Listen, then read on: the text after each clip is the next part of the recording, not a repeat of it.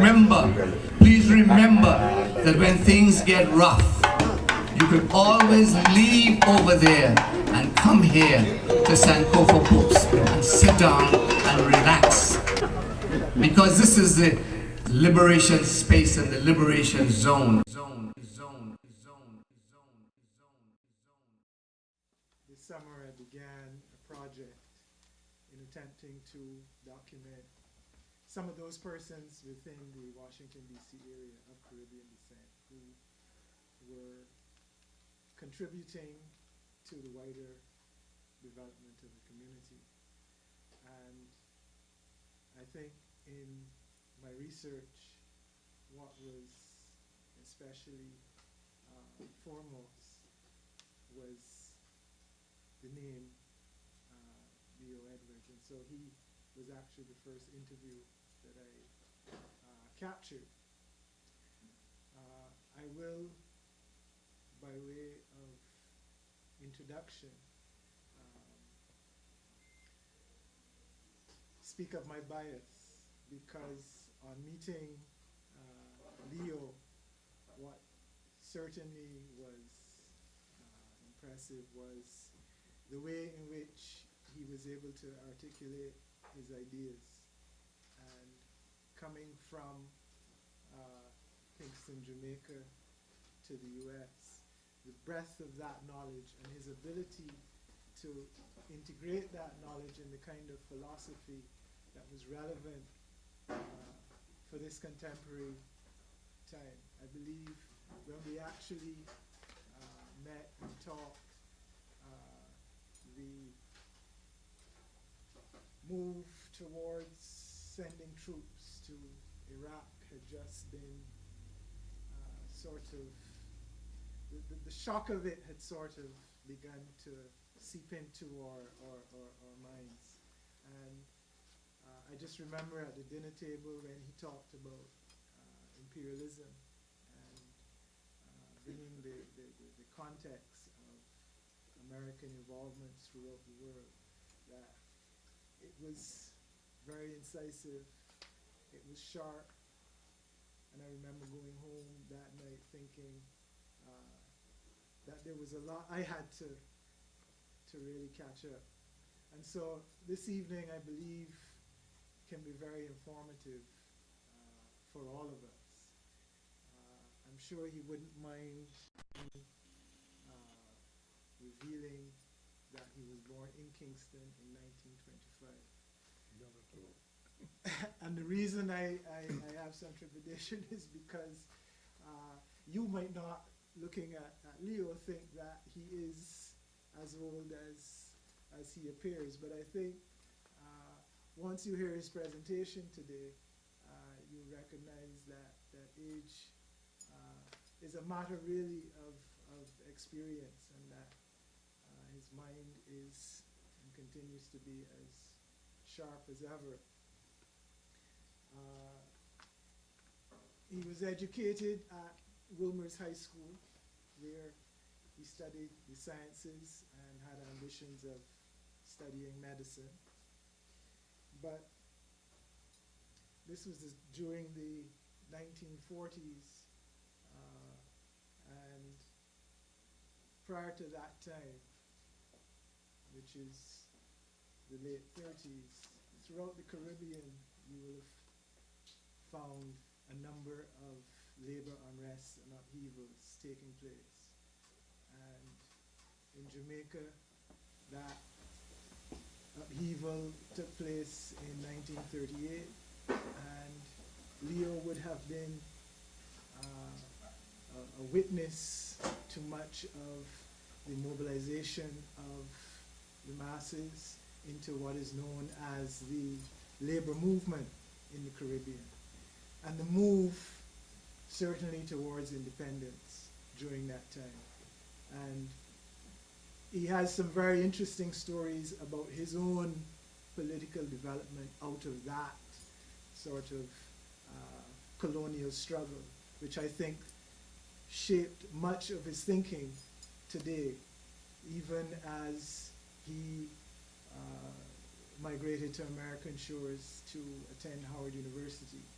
And seems to be, or luck to have had him at the institution, because my understanding is that he had already been accepted to Oxford, but other factors ensured that we have the benefit of his mind and his experience here at Howard University. He has worked in Washington, D.C. in many capacities. The Bureau of Social Science Research, the Department of Preventative Medicine and Public Health at Howard University, and Senior Research Associate and Lecturer in the Urban Studies program at Howard University.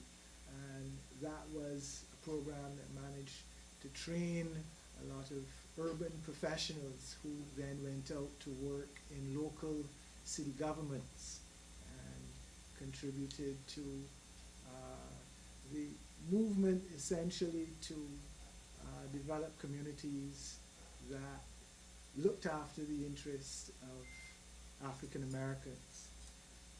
From 1976 to 1978, he was the executive director of Technical Associates Incorporated, a consulting firm providing services to third world countries with special emphasis on English-speaking Caribbean countries. His work there concentrated on problems related to the socio-economic development of the Caribbean region, with special emphasis on USA-Caribbean relations and the problems of the international debt crisis.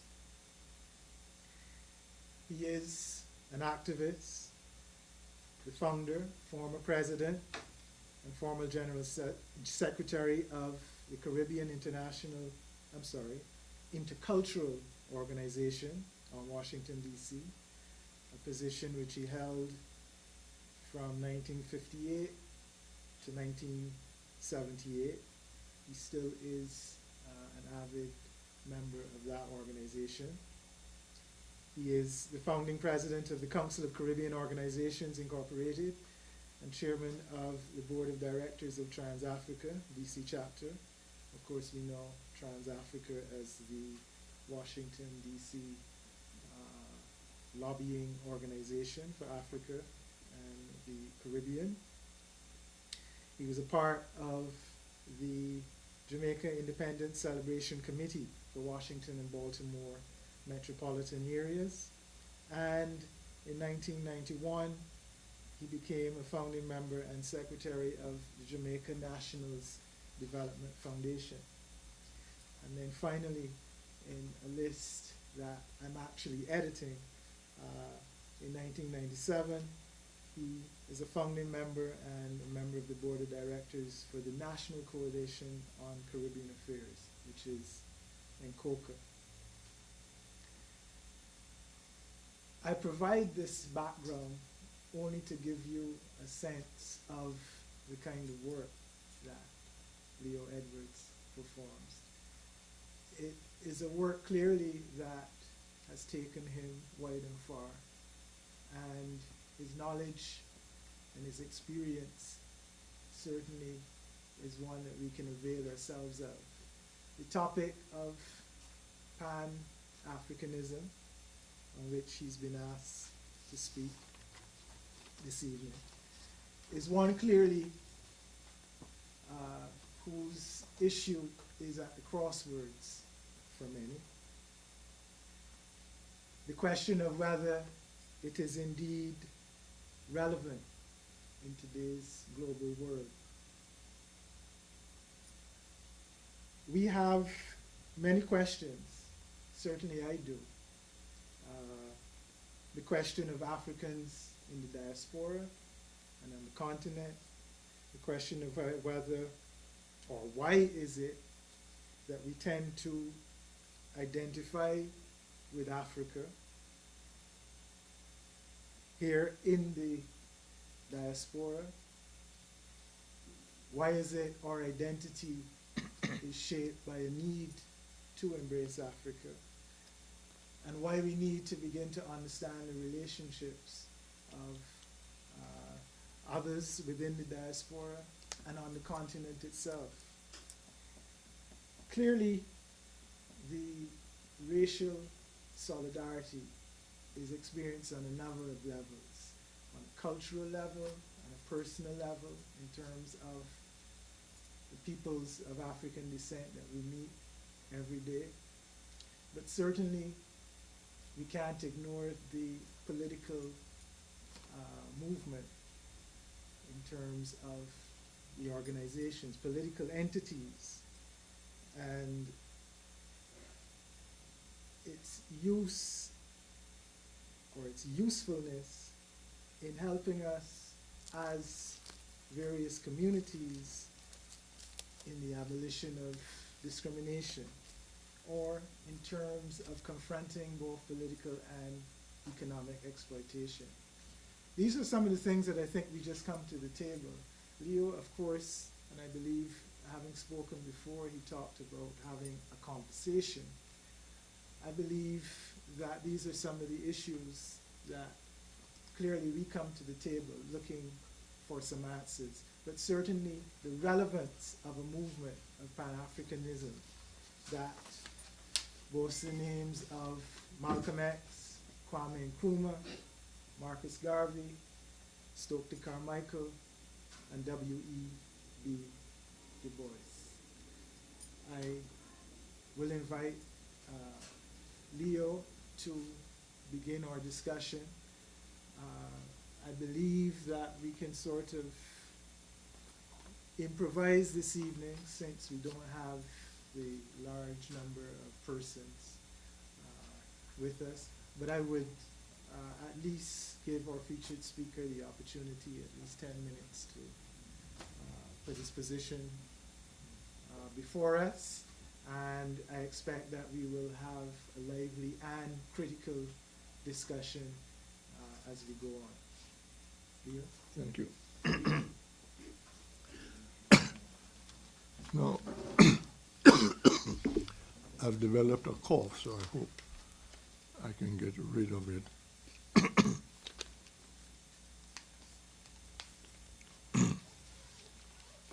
I understand that there are some young Ethiopians on the way here. And I don't know, any idea how long that might be? Yeah, they said they were on their way, but I think they'll come in. No, because if they were going to be here in about 5-10 minutes, I would do something else so as to. But let me, however, that's all right. Sit that down.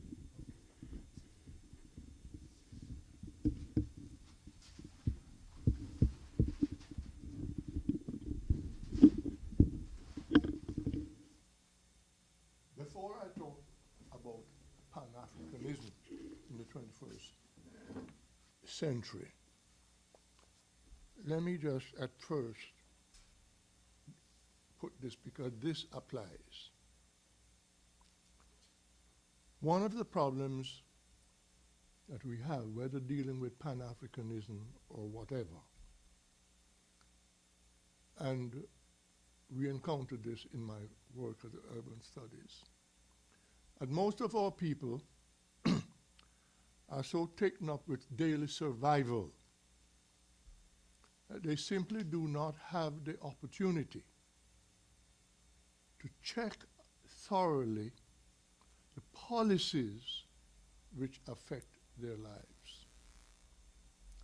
And so, on a daily basis, what they simply experience are the consequences of specific projects, and spend a lot of time reacting just to those projects. When that happens, it means you are really spending a lot of energy doing busy work. It is like having a child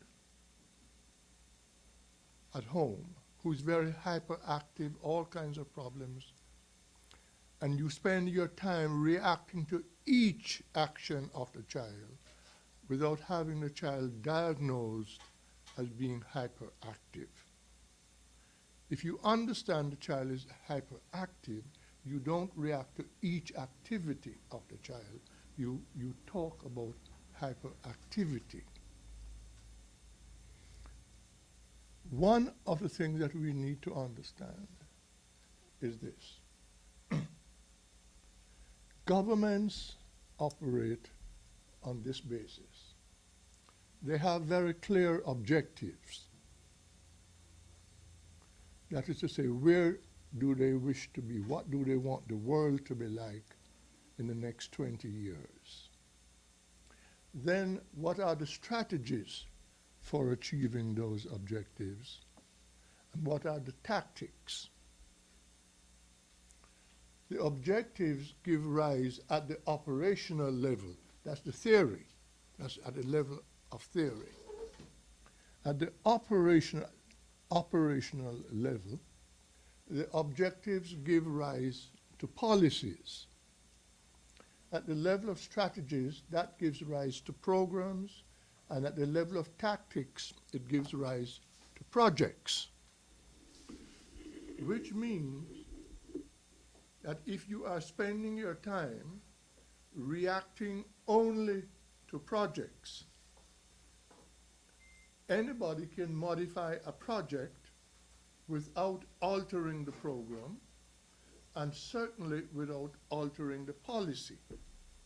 And that is why we wonder why after we fight so hard and we change a project, 15, 20 years later, we are in the same position as we were before, because we did not deal with the fundamental issue, which were the policies that gave rise to the projects, right? The other thing that they do to us, they try to make us believe that theory and practice are separate. They are never separate. Objectives inform policies, and the experience that comes out of that will result in modification of the objectives, and a modification of the objective results in modification of the policies, which affects everything on both sides. And so, as a general principle, I want you to go away understanding this diagram and the two statements that I make underneath it. As theory without action is futile, and action without theory is usually ineffective.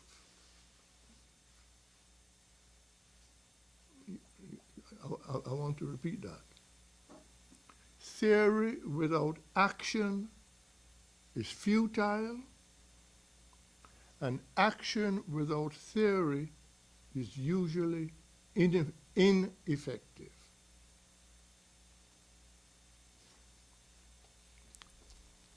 And if you remember that when you leave here, I would have done a job.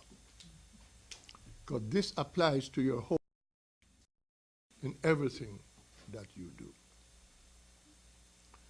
Now, I noticed that there are in the audience a number of people who were not born.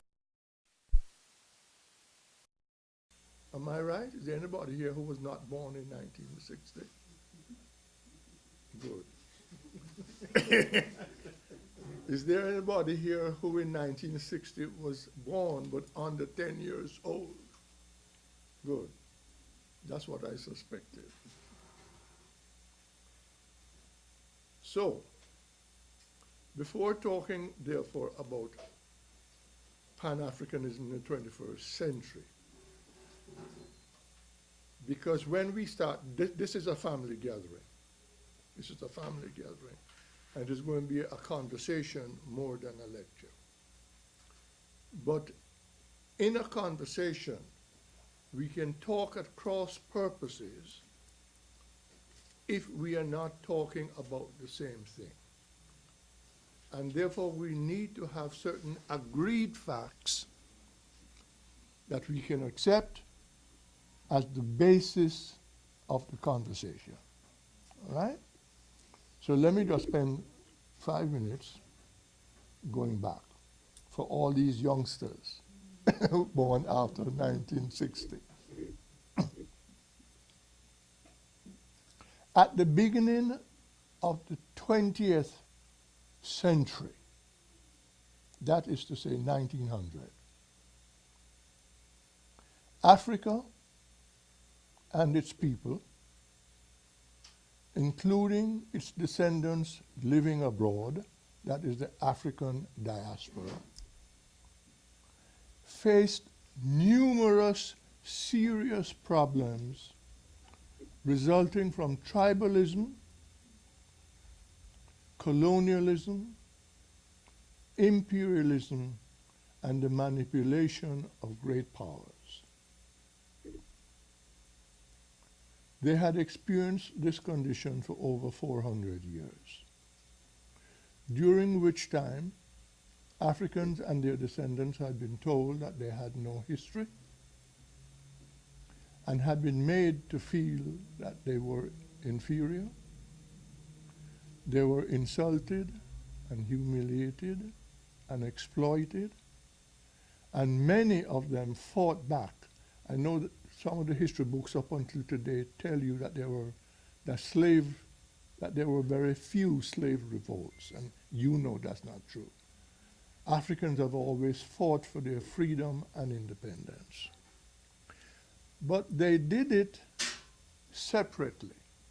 That is to say, in different parts of Africa, different groups were fighting, but they never came together in a unified way. And so at the beginning of the 19th century, people decided that enough was enough. 400 years of suffering and exploitation was enough. And therefore they began to talk about how can the struggle be more effective, and it has been up to this point.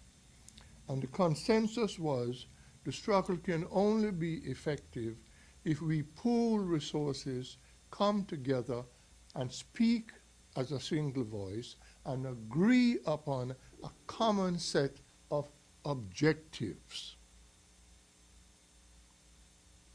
Right? That's all right. Ready? Ready? Good. Yeah, I'm ready to go. Okay. All right. So the interesting thing about that fact was that these people did not come out of Africa, they came out of the Caribbean. Sylvester Williams, you ever heard of him? Everybody in the room know of Sylvester Williams? No. George Padmore, you know George Padmore? Well, everybody believes that George Padmore is the one who started it.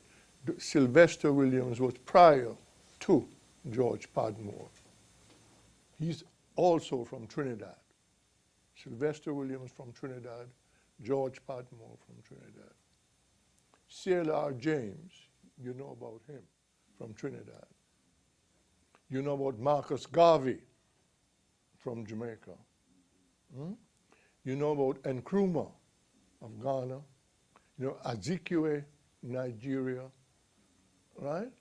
Senghor of Senegal, and a host of others, people, who all got together and decided we now have to begin to work as a unified group with a common set of objectives, pooling our resources, mostly intellectually, they had no financial resources, pooling their intellectual resources. One, to let people know that Africa has a history. People must know that in the 13th century and before, the leading university in the world was where? Timbuktu. Timbuktu. Nowadays, if you want an African to feel badly, you say to him, you must be from Timbuktu. And that is supposed to be a curse. the leading university in the world to which the Greek philosophers went was in Timbuktu.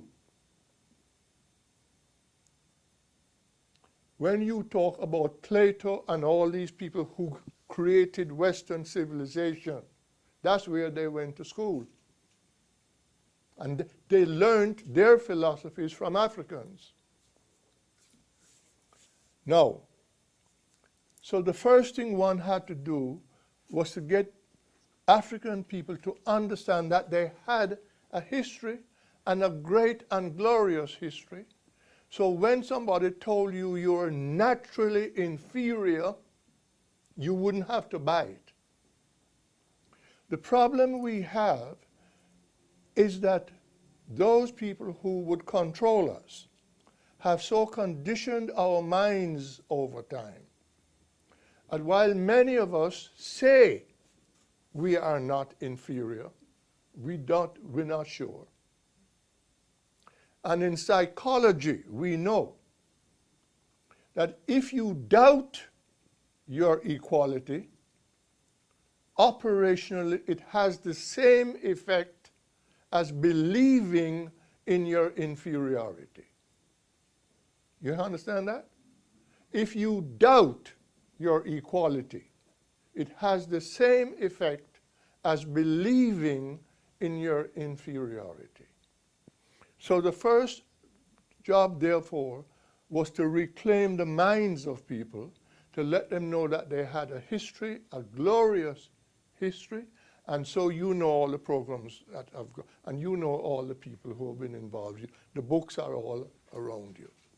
You know all the people who have contributed to that project. Diap, James, I mean, not CLR James, the other James who wrote, you know. Yeah, right? Now, that they had to develop objective strategies and tactics, which meant they had to develop policies, programs, and projects. And different people carried out these things. And they didn't fight and kill each other when there were differences. Because if we decide this evening that we want to meet 6 months from now in California to continue this discussion, what does it matter how you get to California? If the objective is to get to California 6 months from now for a conference, right? And you tell me I don't like to drive in a car because I get road sickness. Somebody else says I don't want to take a plane because I get air sickness. Somebody else says I want to ride a bicycle. Why should we fight and kill each other over how we get to California? The objective is to get to California and have a conference. How you get there is your business, as long as we get there. We have a habit, however, because we have been so conditioned to function at this level of projects, that when we find somebody doing something different from what we are doing, we want to stop and blast them and tell them they're no good because you're not doing it the way I am doing it. Not understanding that the question is to be asked is what you are doing contributing to the achievement of our objective? Right? Now, that is very important because the Pan-African movement did not have unanimity. Senghor's negritude, you know about that, right? Concept of negritude. And his work in poetry. But Senghor's idea were not identical with those of C.L.R. James, nor were they identical with that of Nkrumah or Azikiwe. But they did not spend time fighting each other. They kept working towards the achievement of the objective, which was the liberation of African countries from colonialism and imperialism. And that effort bore fruit in the 1950s, when African countries began to become independent. Now, to every action, there's an equal and opposite reaction. When African countries began to become independent, people assumed that this was a spontaneous activity that would continue. It never happens that way. Your opponents never permit you to just keep moving towards freedom. Their objective is to block you. It is like the Washington Redskins playing Dallas. Do you think Dallas goes out on the field to permit the Redskins to win? Or do the Redskins go out on the field to permit Dallas to win? No. Dallas is there to win, and the Redskins are there to win. And even if the Redskins are leading 21-0, and there's a 1 quarter still to go, the game is not over, because Dallas is going to try to find some way of scoring more than 21 points. So it is in life. Those people who are not your friends never, ever give up. Never, ever give up. And while you are sleeping at night, because they have enough money to pay people who stay up 24 hours a day figuring out how to maintain their dominance in the world. So anytime you stop pushing, it's like pushing a Mack truck up a steep hill. Anytime you stop pushing, the truck runs back on you and may even crush you if you don't get out of the way fast enough. That is the reality of our lives. Now, Africa having become independent, Africa and the Caribbean and other countries, Africa and their descendants abroad, having fought for and having achieved political independence in the 50s and 60s. We did not understand, because we didn't understand strategies and tactics, we did not understand the significance of economic independence. And then Nkrumah taught us that seek ye first the political kingdom and all else will fall in your lap. It is not quite true. You must seek the political kingdom because you must be able to make the decisions. But you must be on guard against the economic people. And so what has happened in the entire third world, we have attained political independence, but they retained control of the economies. And by retaining control of the economies, they were able to determine whether to give or withhold the means of livelihood. And the plan always is to withhold it. And if they withhold the means of livelihood, and you have to spend your whole time figuring out where you're going to get your meal next day, then you don't have time to deal with the bigger problems. That is what has happened all over Africa. Right? Furthermore, societies are like children. All societies are made up of people. And the same way that an individual society develops, an individual human being develops, it's the same way that a society develops. Learning takes place in 3 stages. The first stage of, if you have children, you know this. The first stage is imitation. The child does whatever he or she sees the parents doing. So you go into a house and you hear the child say, "God damn, how come you look like that? And the mother gets him and says, I wonder where they got that from. Well, they got it from you. If they hadn't heard you say that, they wouldn't have said that. You understand? The child learns by imitation. So the behavior that you see among little children is a reflection of the behavior which they have observed in their home or in their environment. The second stage of learning is trial and error. And all of you who have young sisters, brothers, or children know. You say to the child, don't touch the stove because it is hot. And then you move. What does the child do? He touches the stove. Because he or she not taking your word for it.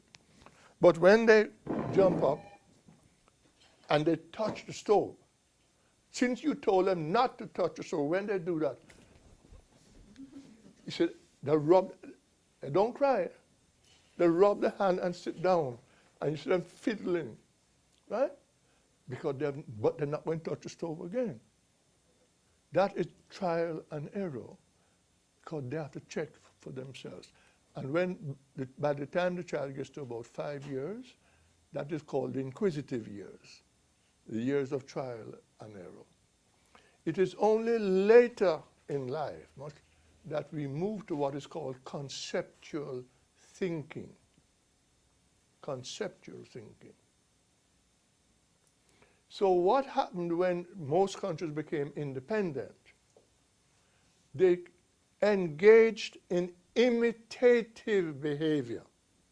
That is to say, they adopted and implemented the forms of government which they had observed over time, and the only government they had known and observed over time was what?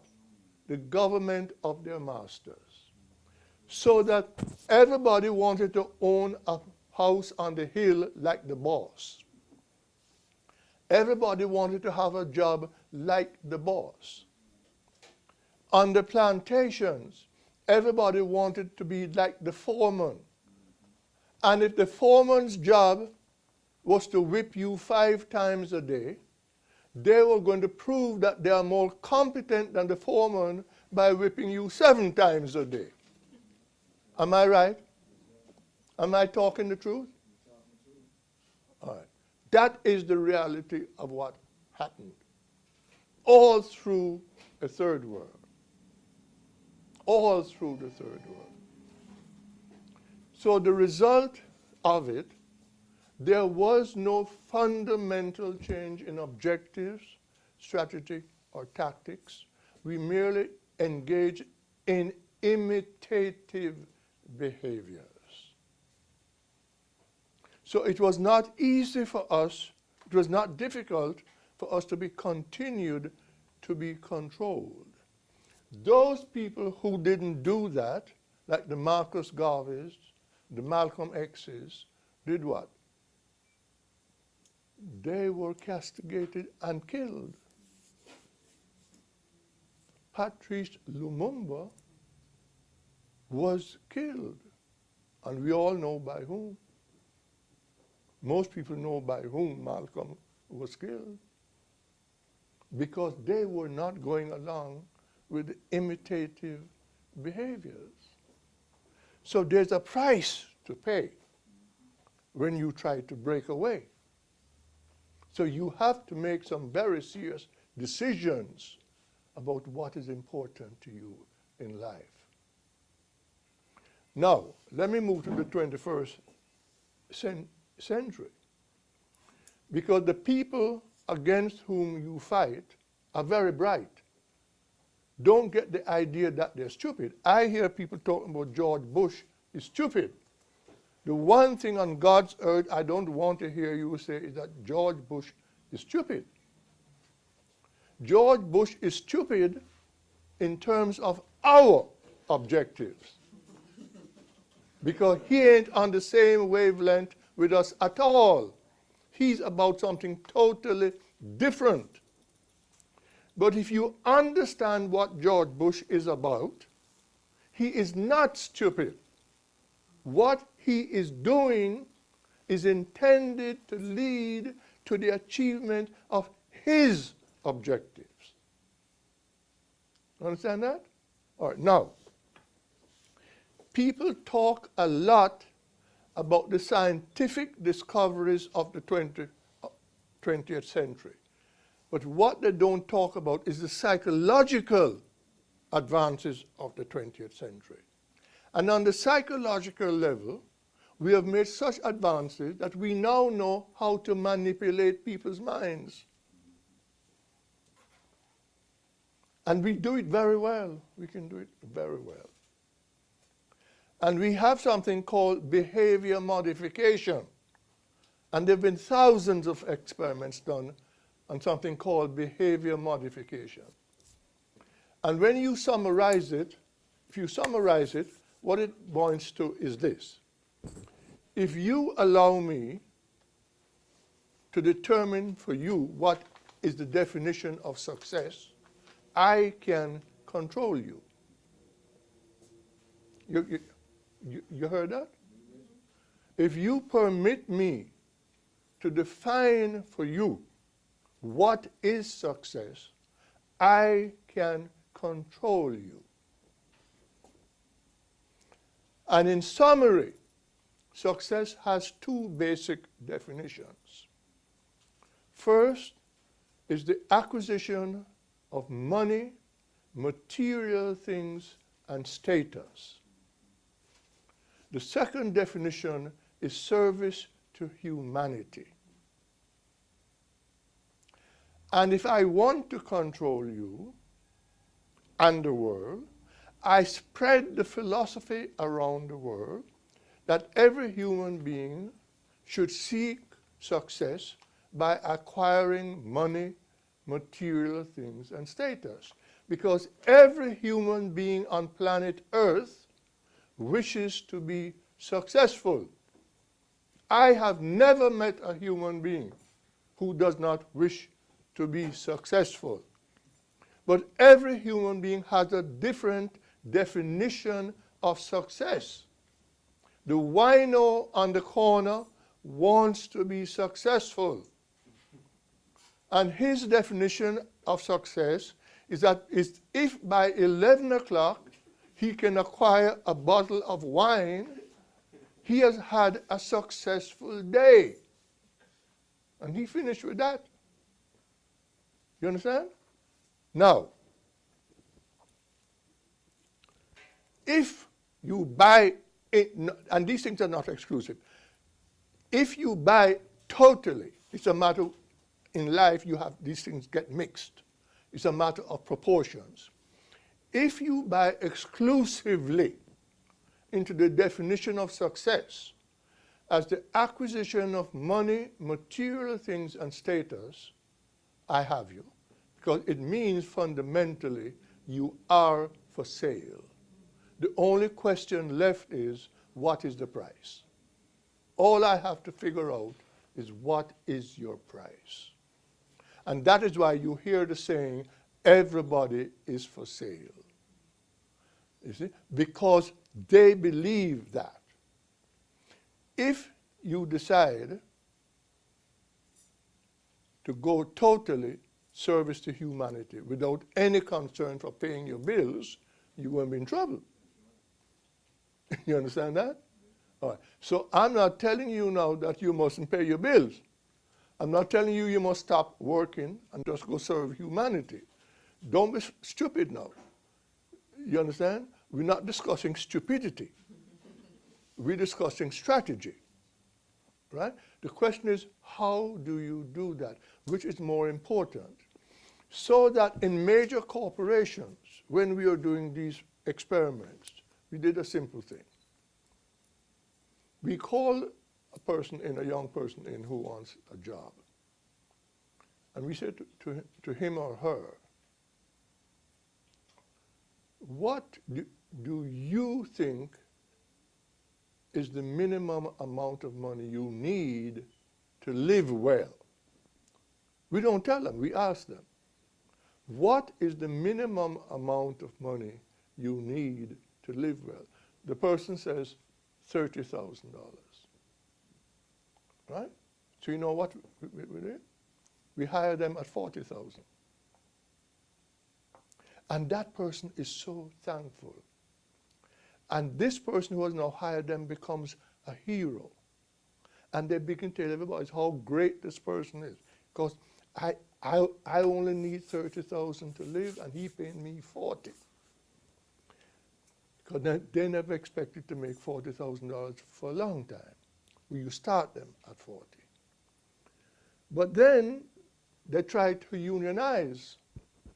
And this person who you're paying $40,000 is one of the persons trying to organize. So what do? You call him or her in, and you say, now listen, the company is not doing as well as it used to, and we are thinking of the possibility of laying off some people. You are a good worker, and we wouldn't wish to lose you. But I notice you're involved in some union activities. Think about it. And that's all you say. Think about it. And that's all you say. And you leave. And that person now has to make some serious decisions. If they continue with the union activity, you call them back in and you say, the company is not doing well, and I don't want to fire you, but I'm going to reduce your salary from $40,000 to $30,000. And they accept it. But if they continue in the union activity, you then call them in for the final time and say, no, I've warned you twice. I'm going to give you another job now at $20,000.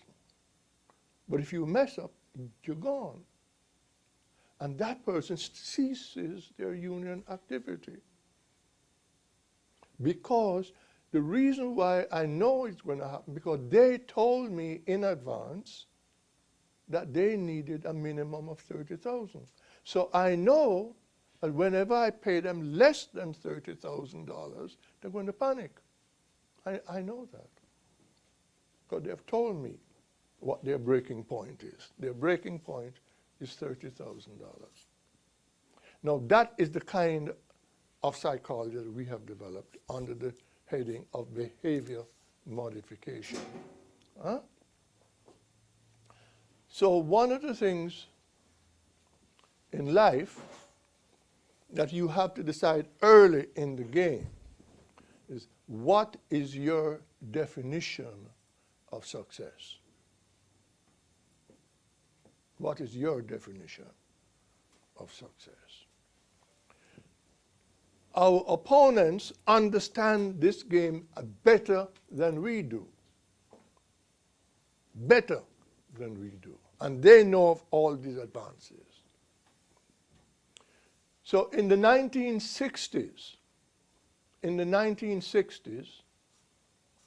a number of organizations, including the United Nations, did a series of demographic studies which showed at that time, and you know, white, when I use the word white, I'm using the American definition of white. The American definition of white is different from everybody else's definition of white.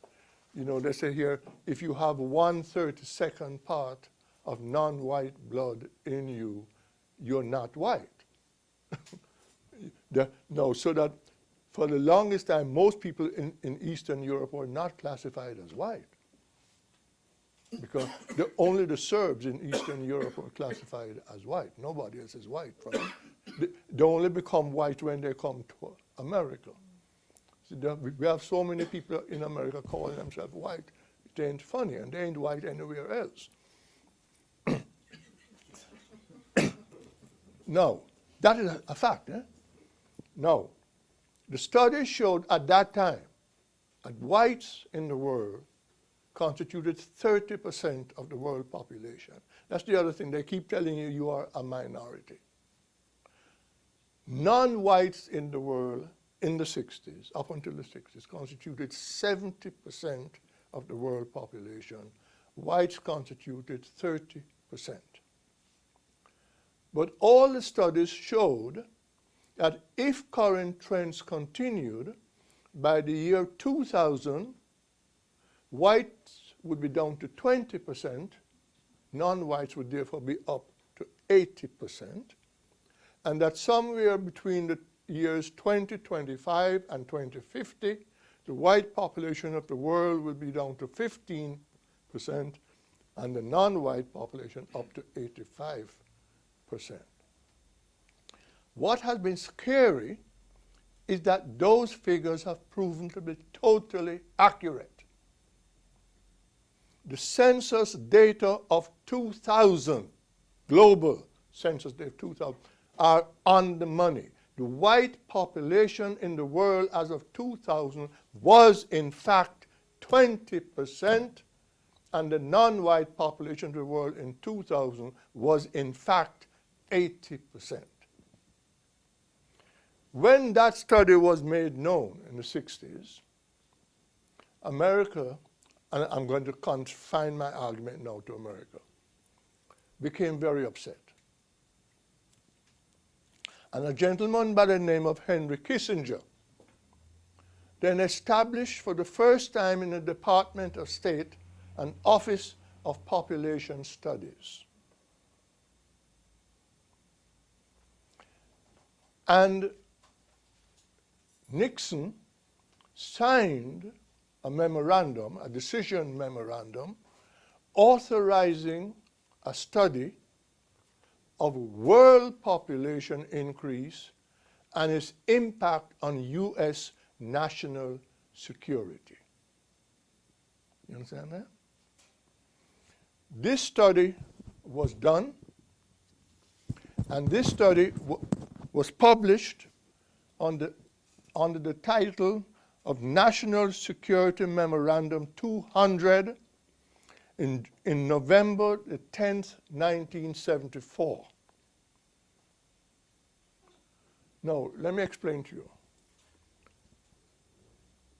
In terms of this, that is done by a group in the United States called the National Security Council. The National Security Council consists of the President, Secretary of State, Secretary of Defense, Secretary of the Treasurer, sometimes the Secretary of Commerce, the Joint Chairman of the Joint Chiefs of Staff, and a few other people. They are the people who make the ultimate decisions with respect to objectives and policies. Right? The National Security Law of the United States of 1947 says the discussions of that group cannot be made public. The decisions of that group cannot be made public for a minimum of 15 to 25 years. So when they tell you that you are well informed because you have all the data, it is nonsense. What you are well informed about is what they wish you to know. The real decisions coming out of the National Security Council by law cannot be revealed. You see that people are on trial. A fellow, Franklin, is now on trial because he gave some of that data to the Israeli group. Have you been reading the papers? Yes. All right? He works there and he gave some of the documents to the Israeli lobby. And he's now on trial. Okay? That's the law. So it is not true that they can give you the data. Now, after a period of not less than 15 and more likely 25 to 30 years, some of these documents get revealed. They are in the National Archives and you can go and read them. The reason why I'm telling you, I can tell you these things today, because these documents have now been declassified and they are in the National Archives, and anybody can go to the National Archives and check out what I am telling you. You understand that? Couldn't have told you this in 1980. All right, now, that study said that third world people have less respect for life than white people. And therefore, if the US decides to invade a country, they will throw waves of people at you, and if thousands of them died, it didn't matter, because they have no respect for life. But the Americans would not tolerate large amounts of casualties.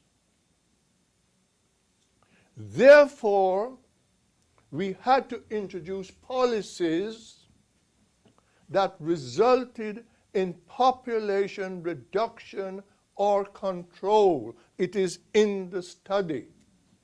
At the time when we told people that, they said we were lying. You can now go and read it in the study.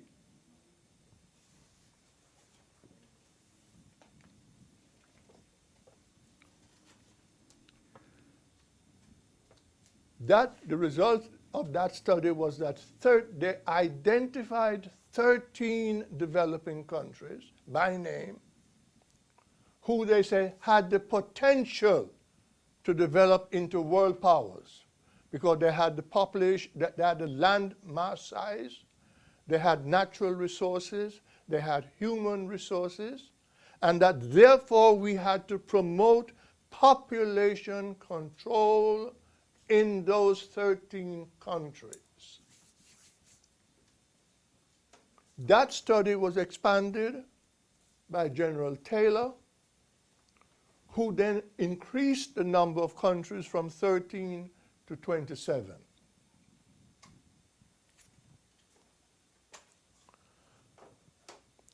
President Ford came into power, approved of this finding, but Nixon had been thrown out by then.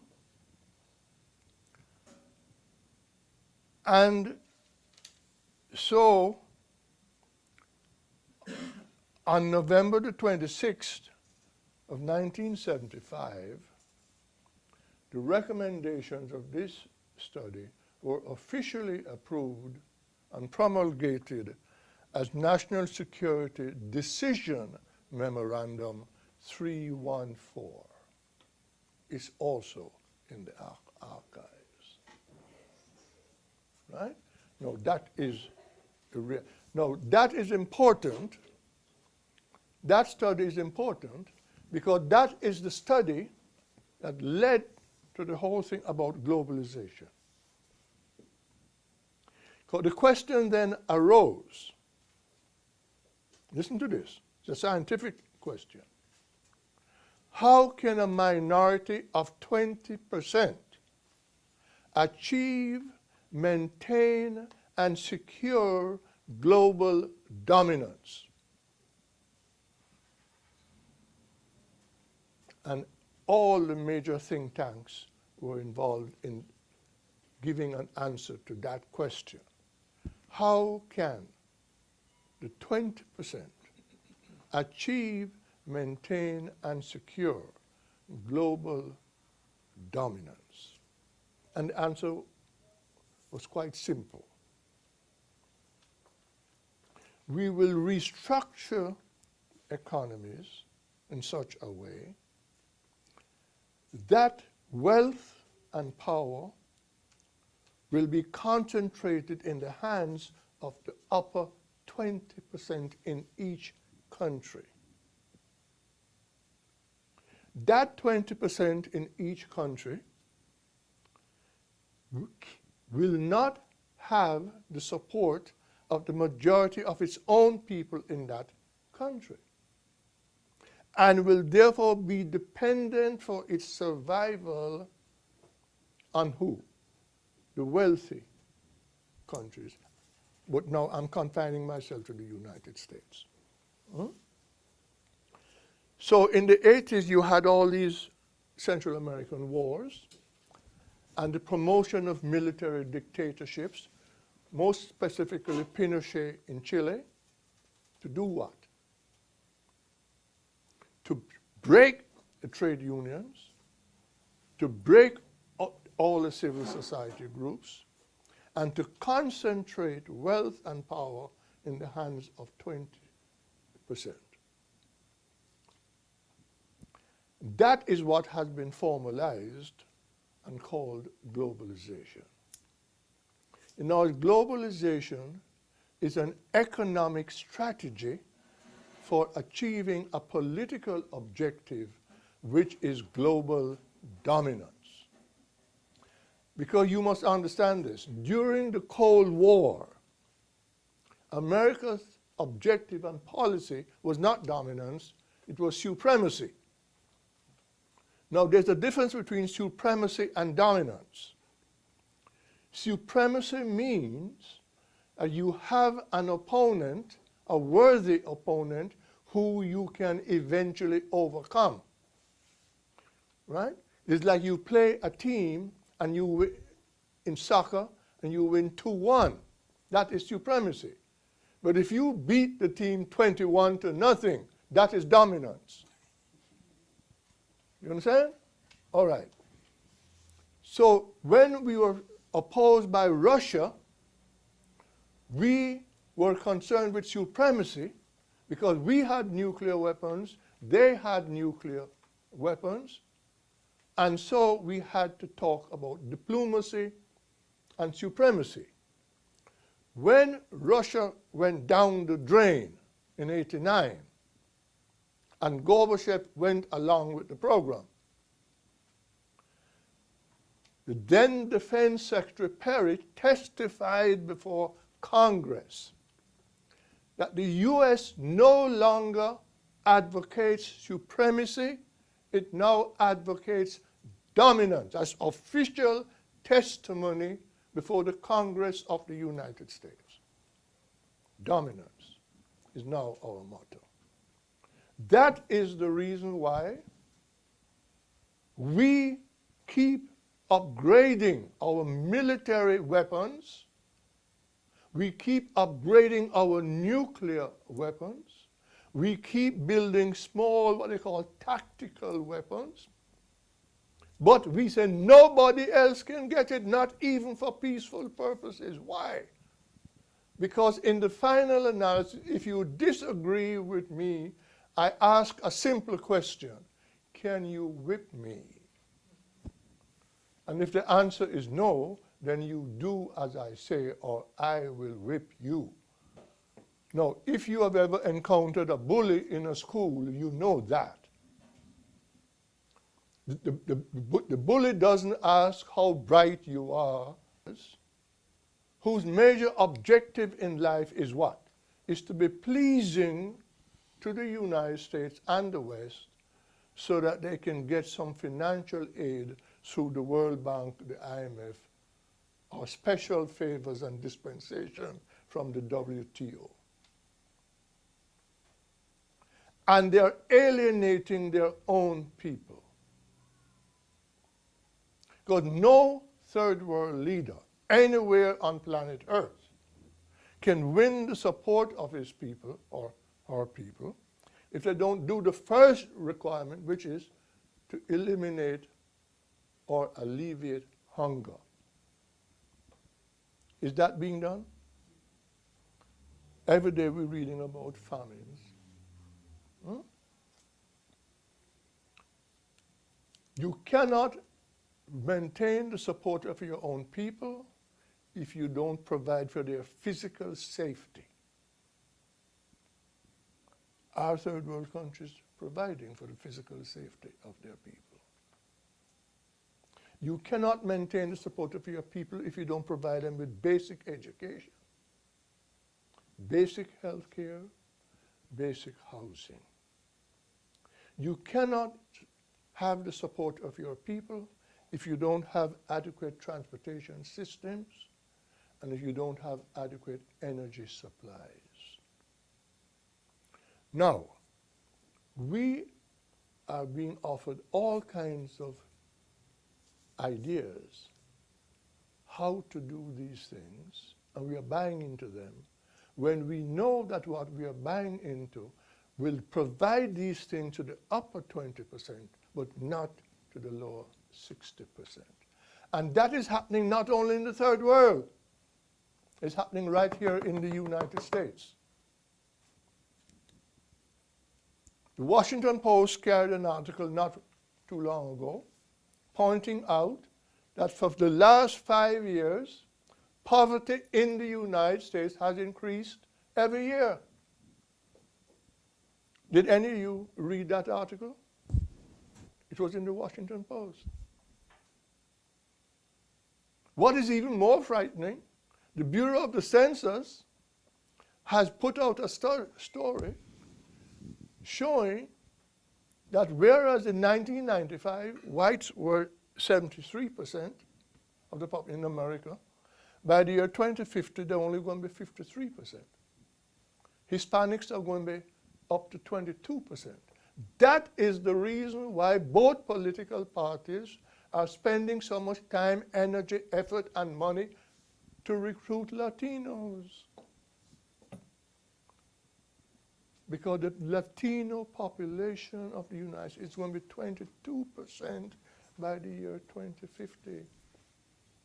Blacks, who are now 13%, are projected to be only 15%, increase of 2%. So they ain't paying that much attention to you anymore. As a matter of fact, they say you mustn't even go back to New Orleans. Have you seen the articles in the paper recently that say that Ward 9, blacks are not going to be permitted to go back into Ward 9 because they're all Democrats? And it is that margin that gave the victory to the Democratic governor, congresswoman, and mayor. And they're going to restructure all of that so that Republicans can take those things. It's in the papers, in the newspaper. They're not even hiding it anymore and making no effort to hide it. They're telling you up front what the reality is. Faced with that, what do Africans in the diaspora and Africans do to help to protect themselves? We have to understand the game. The first thing, never play a game without first understanding the rules of the game.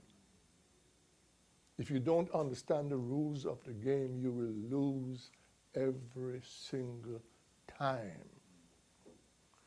What I'm trying to get you today to understand is what are the basic rules of the game. What is the problem?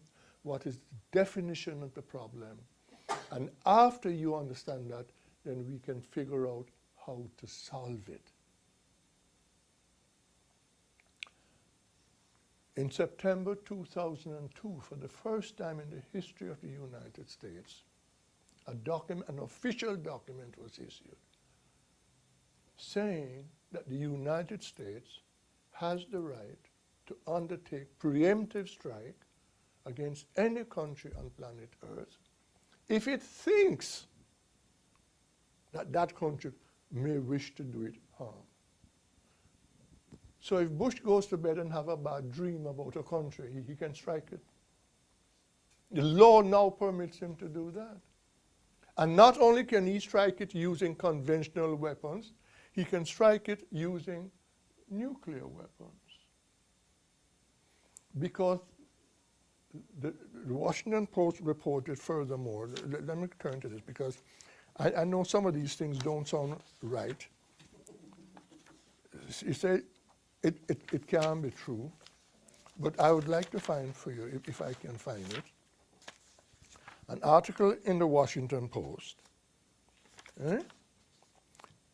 Here. Let me tell you, there's an article in the Washington Post on May 15th of 2005. I'm not talking about last year. I'm talking about this year. May 15, 2005, by a gentleman named William Arkin, a former intelligence analyst. Let me just read quickly what Arkin says. Early last summer, Defense Secretary Donald H. Rumsfeld approved a top-secret interim global strike alert order directing the military to assume and maintain readiness to attack hostile countries that are developing weapons of mass destruction, specifically Iran and North Korea. But if you're given the legal authority to strike countries, you can strike any country. We're just emphasizing Iran and Korea now. In the secret world of military planning, global strike has become the term of art to describe a specific preemptive attack. When military officials refer to global strike, they stress its conventional elements. Surprisingly, however, global strike also includes a nuclear option, which runs counter to traditional U.S. notions about the defensive role of nuclear weapons. Arkin states that the global strike schema derives from a January 2003 classified presidential directive in which President Bush defined a full spectrum global strike as, quote, a capability to deliver rapid, extended range, precision kinetic, that is nuclear and conventional, as well as non-kinetic effects in support of theater and national objectives. This is called CONPLAN 8022, C-O-N-P-L-A-N, CONPLAN 8022. CONPLAN 8022-22 was completed in November 2003, putting in place for the first time a preemptive and offensive strike capability against Iran and North Korea. In January 2004, Admiral James O. Ellis certified STRATCOM's, at the Strategic Command, readiness for global strike to Defense Secretary and the President. All right? Now, that is on the military front. So we can't fight them on the military front. So we in Africa has no nuclear weapons. What about the economic front? Can Africa fight them on the economic front? I know some people tell me yes, but let me give you some data. The budget of the U.S. Defense Department, 2003, was $360 billion. Not the U.S. government, I'm talking about the U.S. Defense Department, was $360 billion. The GDP for South Africa is $140 billion. The GDP, the combined GDP for the 5 northern African states is $200 billion. The other 48 states of Africa together have a GDP of $2 billion, and all African states together have a GDP of $540 billion. You know what I'm saying? All of Africa has a GDP of $540 billion. The budget of the Defense Department alone is $360 billion. ExxonMobil, the oil company, the biggest oil company in America, in 2001 had income of $191 billion. Can Africa fight on the economic front? We can, not frontally. It can't be done. Right? Because when you go into battle, you must know your strength and you must know the strength of the enemy. And the first rule is you never attack the enemy at his strong points. Okay? Now, let me tell you another factor that you have to bear in mind. In the 21st century, the source of most conflicts are going to be twofold: water and energy. Most of the conflicts in the 21st century are going to be over water and energy. That is why the Palestinian-Israeli thing is so serious, because it is basically a fight over water. People are missing that point. Now, what most people have missed and don't know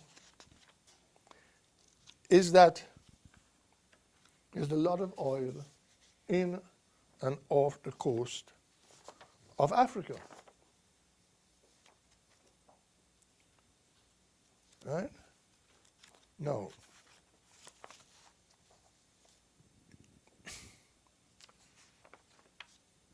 and a lot of this oil that has been discovered is offshore. So the people living in the countries don't even know that the oil is there. And this oil is being exploited by US companies. It is anticipated that within the next 10 years, the US will be importing almost 20% of its oil supplies from Africa as it seeks independence from Middle Eastern oil. So Africa is in for a rough time,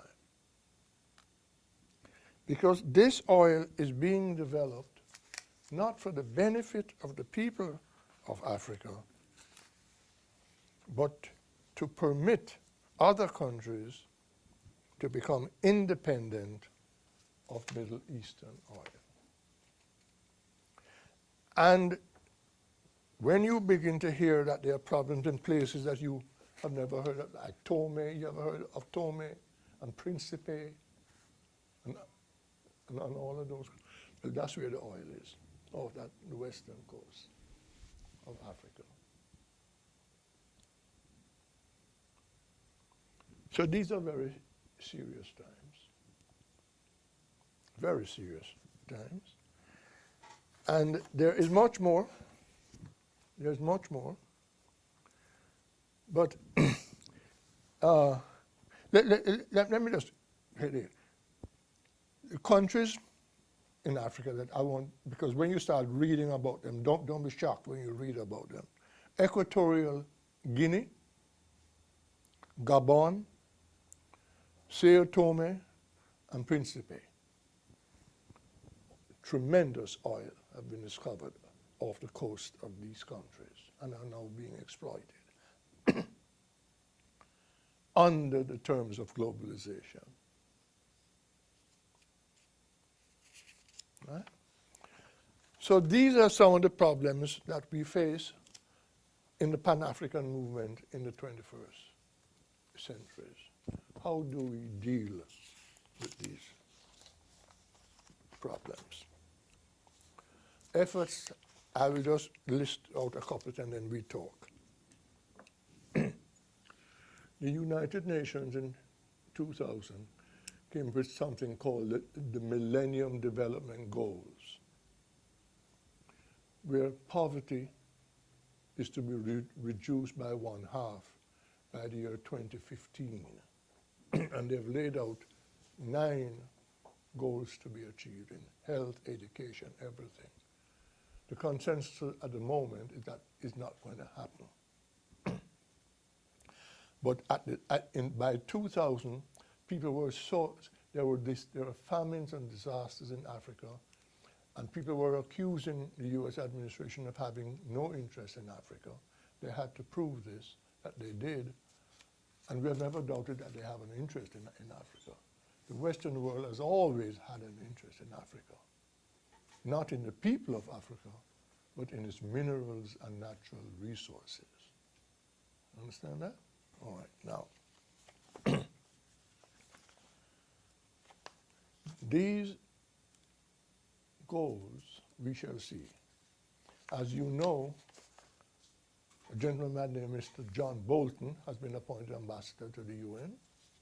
And upon going to the UN, the first thing he did at this last meeting that we just had, he said that the declaration should make no mention whatsoever of the Millennium Development Goals.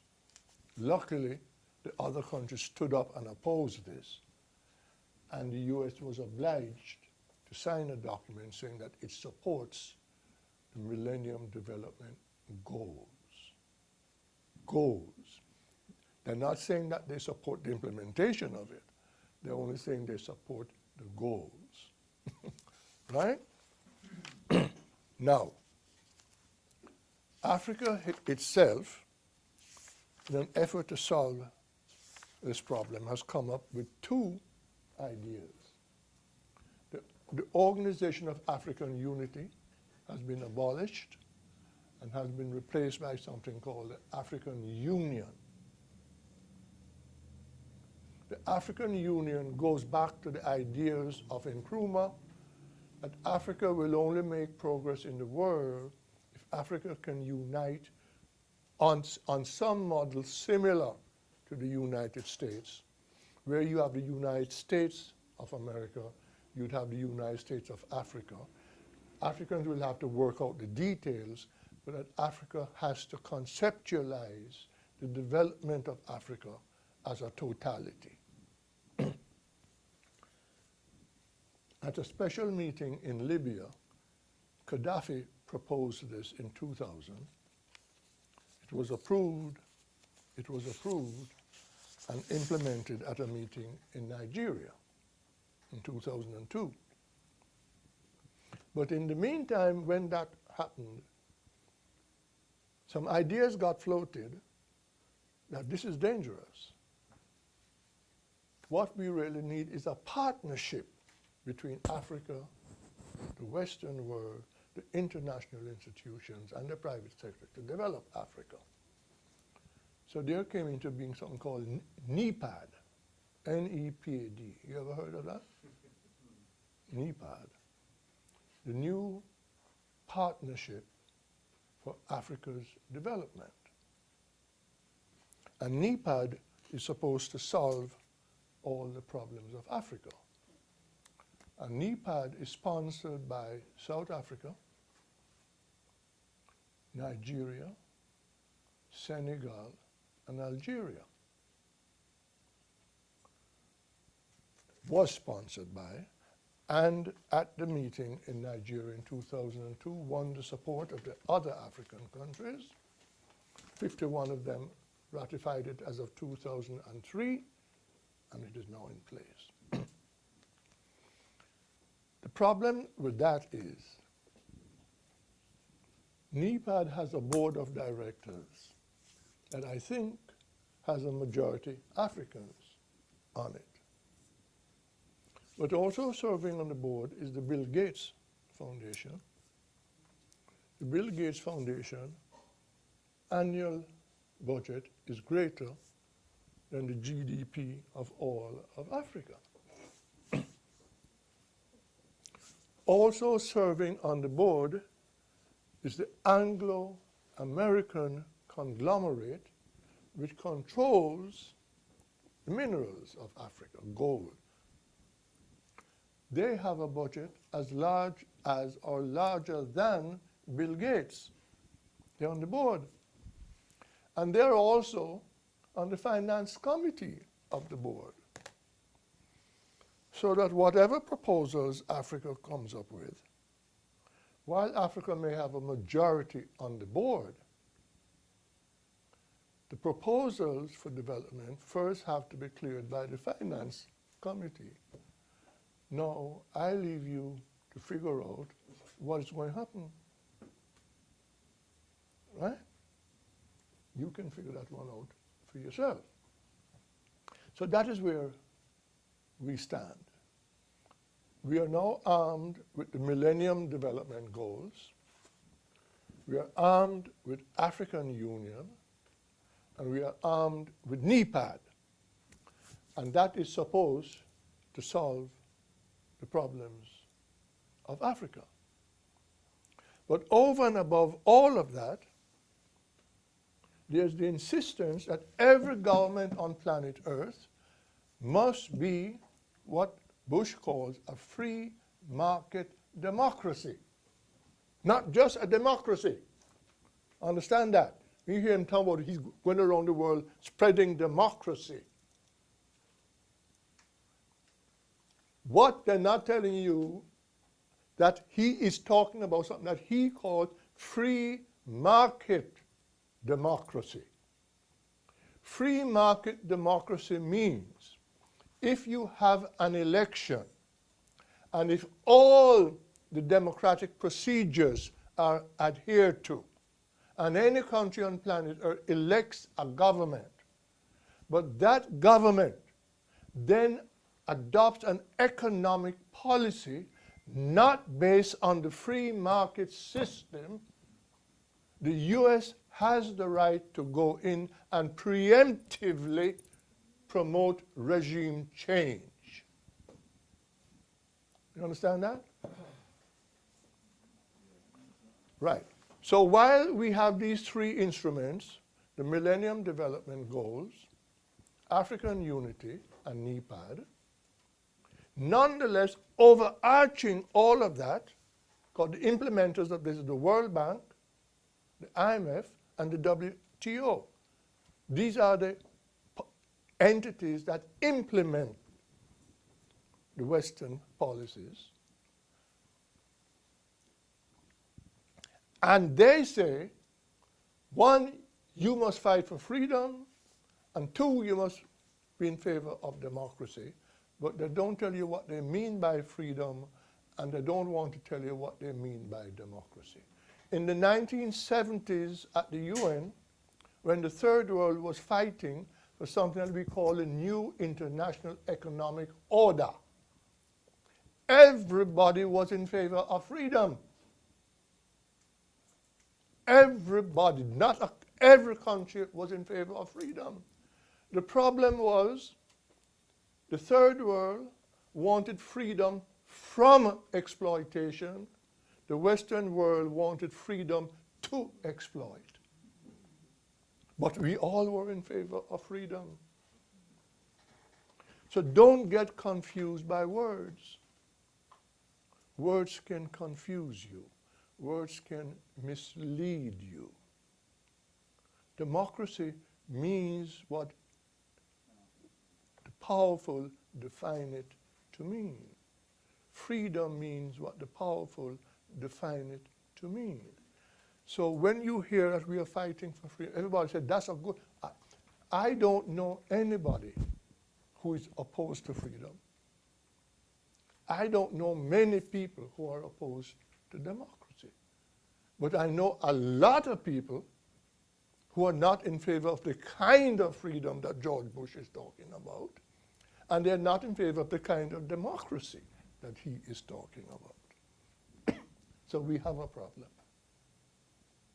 And now we are faced with how do we come together to assist Africa, its people, in Africa and in the diaspora, the same identical problem we started out with at the beginning of the 20th century. Only this time the task is more difficult because we are now facing nuclear weapons. We are facing a much more tightly organized Western world where it has been declared that the 21st century is to be the transatlantic century. You know what that means? You know what the transatlantic century is what is called the New World Order. And this is what the New World Order says. That in the 21st century, the world is to be controlled by an alliance between the United States of America and Europe, but not Europe as we previously knew it. It is to be a Europe extending from the Atlantic to the Urals. The Urals are in Russia. Now Russia extends beyond the Urals. But the people beyond the Urals ain't white, so we ain't interested in them. So we're only interested in the Europe that extends from the Atlantic to the Urals and from Vancouver to Vladivostok, which is also in Russia. And they are to control the world in the 21st century. That united Europe is to be dominated by Western Europe. And Western Europe, the leader of Western Europe is to be Great Britain. That's why Tony Blair is so close to Clinton and Bush. That is the plan. It is written. It's public. I mean, they don't tell you every day, but that is official. That is what is called the transatlantic century. And the world is to be conceived of as three corporations. There's to be the Western corporation consisting of what I just told you about, the transatlantic thing, in which the United States will exercise about 40% of the power because of its military and economic might. Then there's the Asian corporation, which includes China, Japan, India. But they said, don't worry about that. We can take care of that, because if China begins to get too strong, we support Japan. If Japan begins to get too strong, we support China. And we'll have them, divide and rule.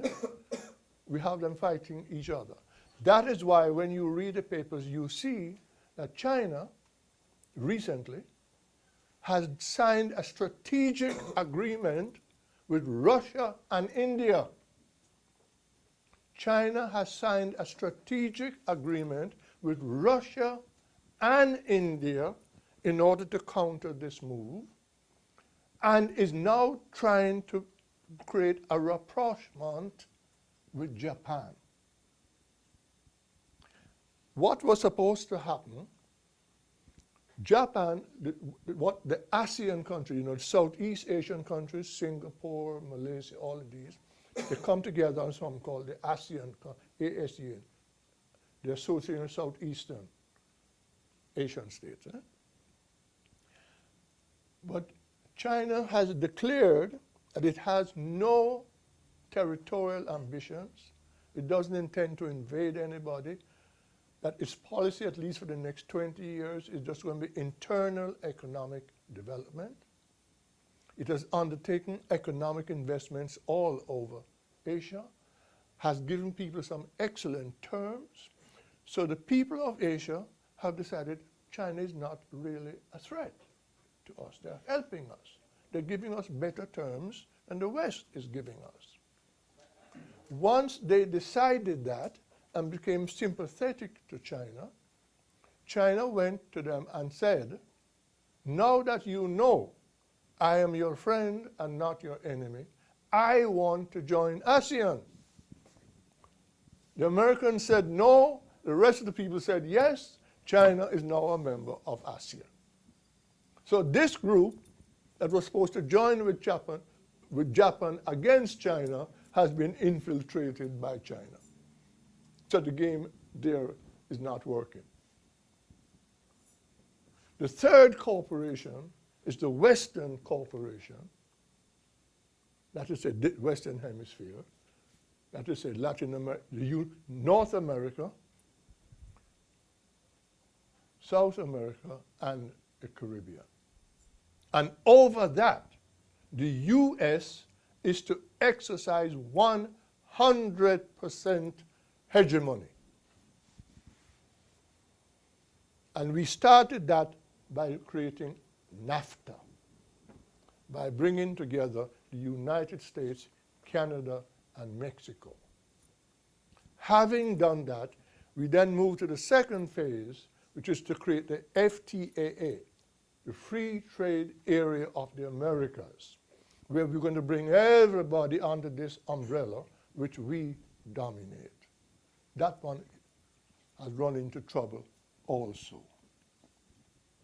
But the calculation is very simple. That's why I said don't think that Bush is stupid. It's very simple. If you conceptualize the world as consisting of three corporations, and if I own 40% of A, I own 40% of B, and I own 100% of C, who controls the whole thing? Think about it. Just any of you are business people? No, we don't have any business people here. Right? Yes. So think about that. If the world is conceptualized as three major corporations, and I own 40% of A, 40% of B, 100% of C, I control the world. Simple as that. If I then conceptualize as a global, as three corporations, then I don't want government interfering with me. So I must minimize the influence of government and maximize the influence of the private sector. So I create now a new economic order in which I say the private sector will be the engine of growth, that the best government is no government, but next to the best government is the government that interferes least with the private sector. So you privatize and deregulate everything, because the only governmental instrument that can protect the poor is the government. The private sector cannot, has not, is not, and never will be able to protect the interests of the poor, because the criteria of success for the private sector is the acquisition of more and more profits. Protecting the poor means spending money on the poor. What do we now have? Katrina has exposed the game, because everybody knew that the levees needed to be fixed. But we are not going to spend money on that kind of infrastructure. We have now allocated $63 billion to help people. And what is the proposal before Congress today as we sit here? There are two proposals before Congress. Medicaid, Social Security, and all other programs for the poor are to be cut within the next couple of months by $50 billion. It started out as 35. And then some Republicans revolted and said, no, must be more. And now the proposal is to cut all these programs for the poor by $50 billion when the poor people are already catching hell. And at the same time, without any sense of shame, there's another proposal to cut taxes of the wealthy by an additional $70 billion before Congress right now, coming up for vote, I think, next week. Now, that is the reality of what we are facing. So we have a lot of work to do. But jumping and shouting and making noise won't do it, because that's what some people would like you to do. Because if you just start running out there, up and down the street making noise, they may not hesitate to shoot you down. So we have to educate ourselves, understand the problem, and talk among ourselves seriously about what we do.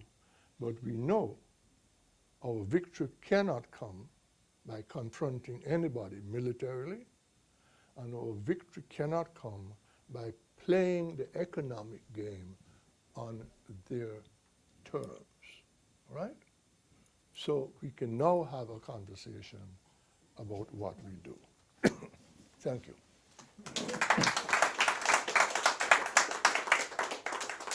I think Leo has set out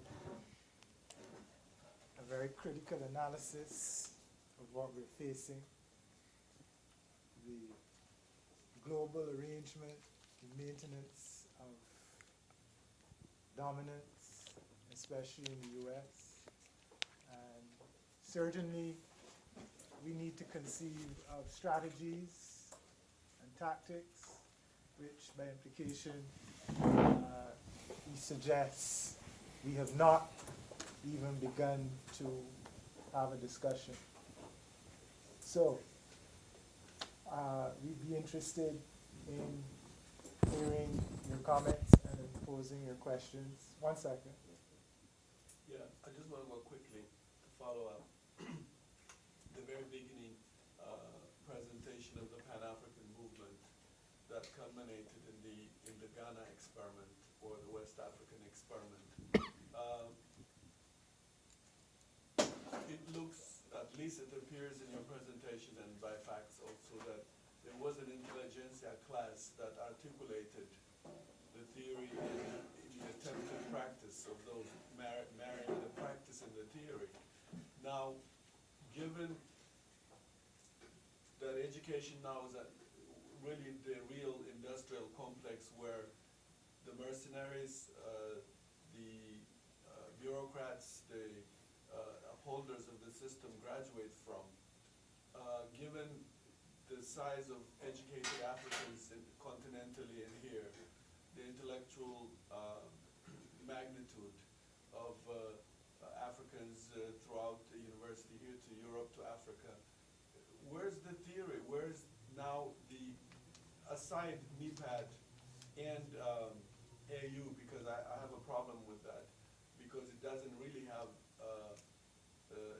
it did not animate the people, it didn't come out of the people, it did not praise OAU, it emerged. In fact, there are, as you articulated, there are forces behind it, and I wouldn't want to bypass that, but just ask you, where's the intelligentsia class that is going to articulate the inevitable or the second or third, whatever, step of Pan-Africanism in order to really articulate a certain form of struggle? Where is it coming? Well, let me start out by saying something. This is very serious. I think that when we are about to do serious work, first thing we need to do is to solve our internal problems. The external enemy is fairly easy to identify, and you can mobilize people to fight against the external enemy. Much more difficult to identify is the internal enemy and to deal with that person in such without eliminating. We ain't talking about assassinating anybody now, right? Now, let me point out to you that after 400 years of slavery and oppression and psychological indoctrination, every society has within it two kinds of prostitutes. There are the physical prostitutes, who more often than not, out of the need for survival, are prepared to sell their body in order to earn an income. But what we don't like to talk about are the intellectual prostitutes, those people who know that the policies that they are supporting are not in the interest of their people, but they know that since their definition of success is the acquisition of money, material things, and status, they are prepared to, what they say, go along in order to get along. And they use their status within their societies to justify programs from the outside which they know are detrimental to their people as a whole, but beneficial to them as individuals. Am I right? Am I right? Yes. And that is one of the fundamental problems that we're going to have to deal with in the Pan-African movement in the 21st century. Because a lot of people who are being supported by external forces today are being supported because they have bought in to a system of economic and political governance that is calculated and guaranteed to benefit only 20% of their own people and to guarantee the dominance of the transatlantic alliance.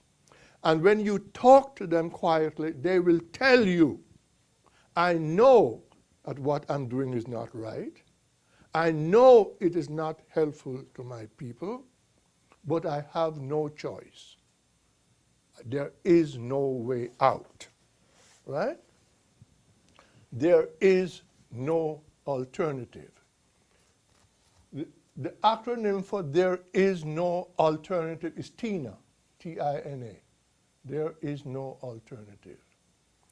So I have been preaching for the longest time, divorce TINA and take onto yourself TIA, T-I-A-A, which says there is always an alternative. If at the beginning of the 20th century, the Pan-Africanists had said, there is no alternative, African countries would not be independent today.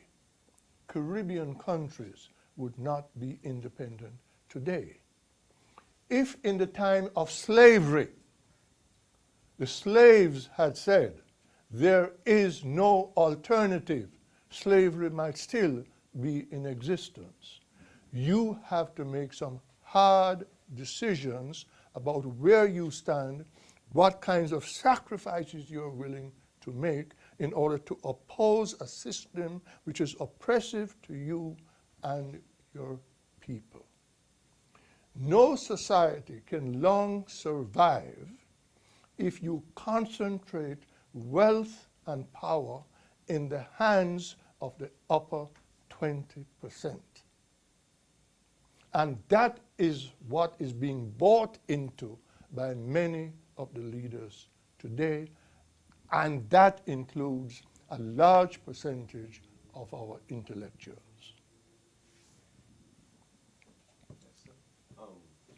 And you know, you were speaking about the strong parts of the power structure with being economic and military. What is their weakness? What is their Achilles heel, so to speak? I mean, is there something that they have? There is a blind side, you know, to their strategy that we should be focusing our energy on. No, well, let me go. It's not just economic and military. Power. See, the other thing that we need to understand. I don't know what it is in America. I'm from the Caribbean, so let me talk about what I know in the Caribbean.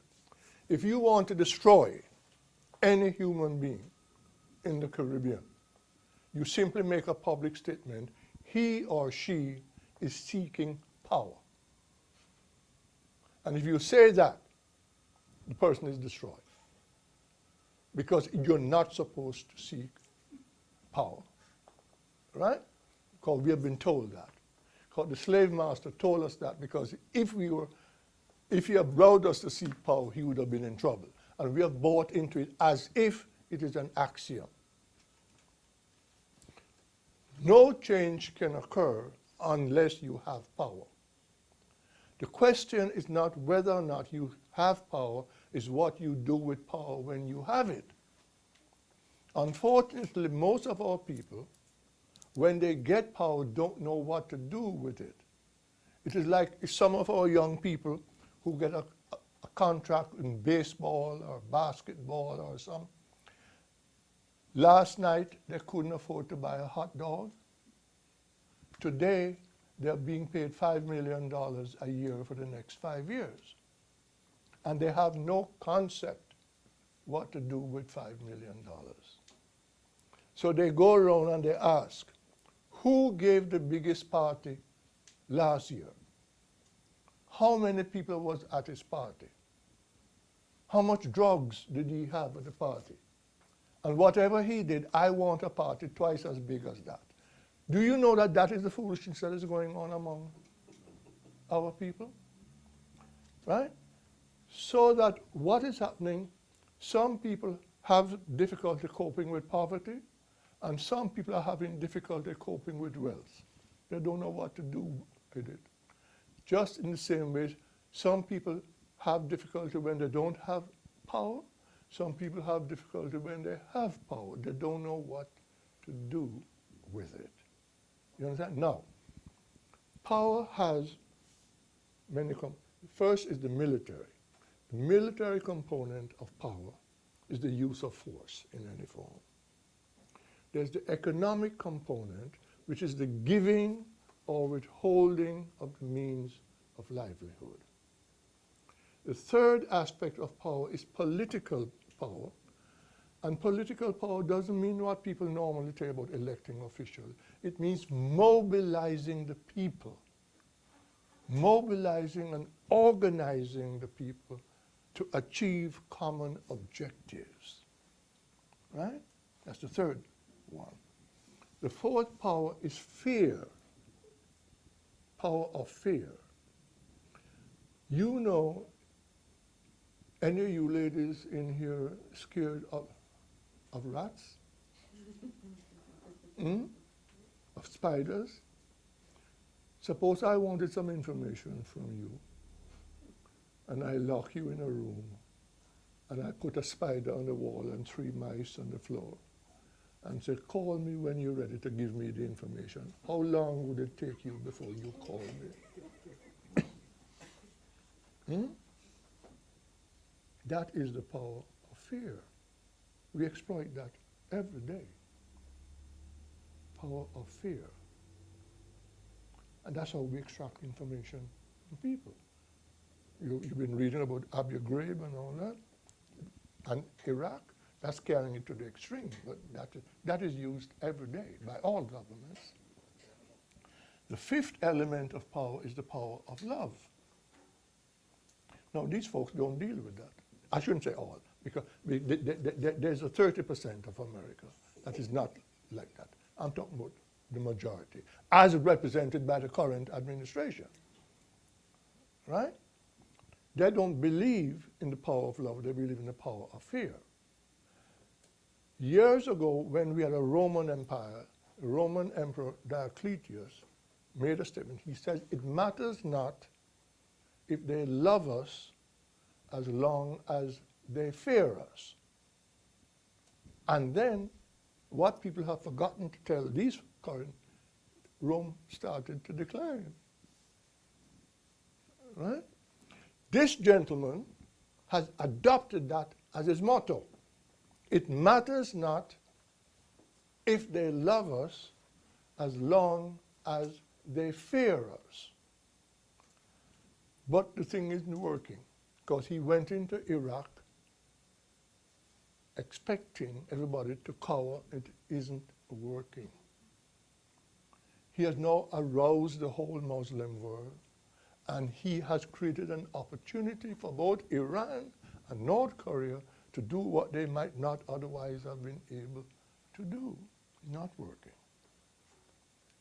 There's also psychological warfare. What is called psychological warfare. That is to say, the manipulation of the mind through all kinds of ways. Now, let me tell you a little story quickly. In the Korean War, when MacArthur threatened to cross the Yalu, the Chinese said to him, don't do that. If you do that, we're coming at you. And everybody said at the time, the Chinese couldn't be that mad, because by then we had nuclear weapons, and the Chinese did not. So we crossed the Yalu River, and the Chinese came at us with full force, and you know what happened. We didn't, that's the first war we ever lost.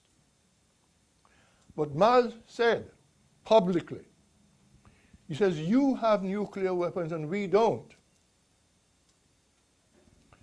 But for every 100 Chinese that you kill, I will kill 1 American. And when all of your population is finished, I will have 5 million people left with whom I will inherit the earth. He's made a public statement and said that. Oh God, and people panicked. And he meant it. What is the moral of the story? The moral of the story is that you play to your strength. So when that war was over and we did all the studies, we understood that. And so the US made a very simple decision. Mao's strength was population. Our strength is military and economic. So we'll organize the thing around the military and the economic. Now, we would have to be idiots to confront them at that level. You don't ever confront your opponent at their strength. You must figure out what are your strengths. And you must figure out what are their weaknesses. I ain't going to tell you that here. I'm not an idiot.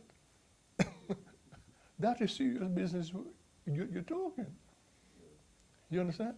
All right, now, but what I will say is that it is obvious that of the things that I have outlined, the 2 things that you have to do and to emphasize is political mobilization and organization and the power of love. Right? Now, how you do it, details would have to be worked out. But forget the thing about military. Africa ain't got no military to fight anybody. Africa cannot fight anybody on the economic front. But you can mobilize large numbers of people. Let me give you an example. The WTO met in Seattle to finalize a set of rules that would have been extraordinarily disadvantageous to us. And what happened? The people showed up in numbers that were totally unexpected, said, no, this cannot happen. You remember that? And the conference broke up. And thereafter, whereas they had been saying there can be no negotiation in this is the final thing, they had to sit down and start negotiating. Because the people, by their numbers, have spoken. That is why things like the Million Man March and the Million More movement are important. You have to demonstrate the ability to mobilize large numbers of people. Right? No, let me say one thing more, because this is important. Policies that are founded on false premises have been known to persist for long periods of time until 2 conditions are met.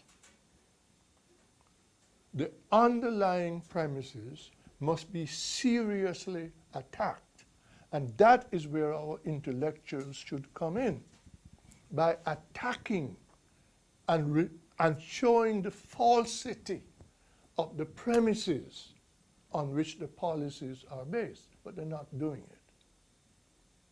The other condition on which a policy gets altered is when the consequences of the policy come into conflict with objective reality. Example, Iraq. We went into Iraq saying, we're going to be welcomed with open arms. The people are going to love us and throw flowers at us. Right? And we were told all kinds of reasons why this would happen. But did that happen? It didn't happen. What is now happening? Whether they like it or not, people are having to reconsider the policies because the consequences of the policy has come into conflict with objective reality. You understand that? When they cut another $5 billion from the poor, there may come a time, and this is from the poor, you know, I'm not talking about the black poor, no, you know. I'm talking about poor. Because they seem to have forgotten that there are a large number of non-blacks who are also poor.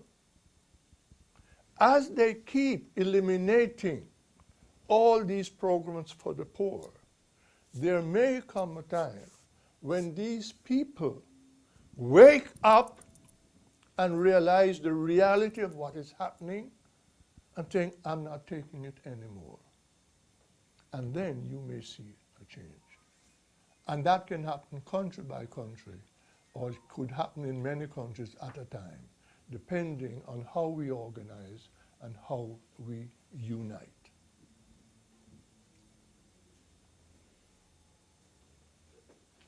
Yes, Dr. Edwards, I want to thank you for updating the concept of Pan-Africanism. And I also like to thank Macadoo for giving us this opportunity for this dialogue. What I would want to know from you is, I mean, you put a lot out, and it's pretty heavy. What would be three, if you had to identify three achievements of the Pan-African movement around which African people can organize around to find their placements in globalization? What would those three things be? Well, first of all, it is absolutely essential that we begin to understand the difference between free trade and fair trade.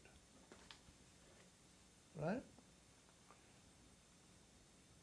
That takes a little bit of effort because those policies derive out of our fundamental worldviews.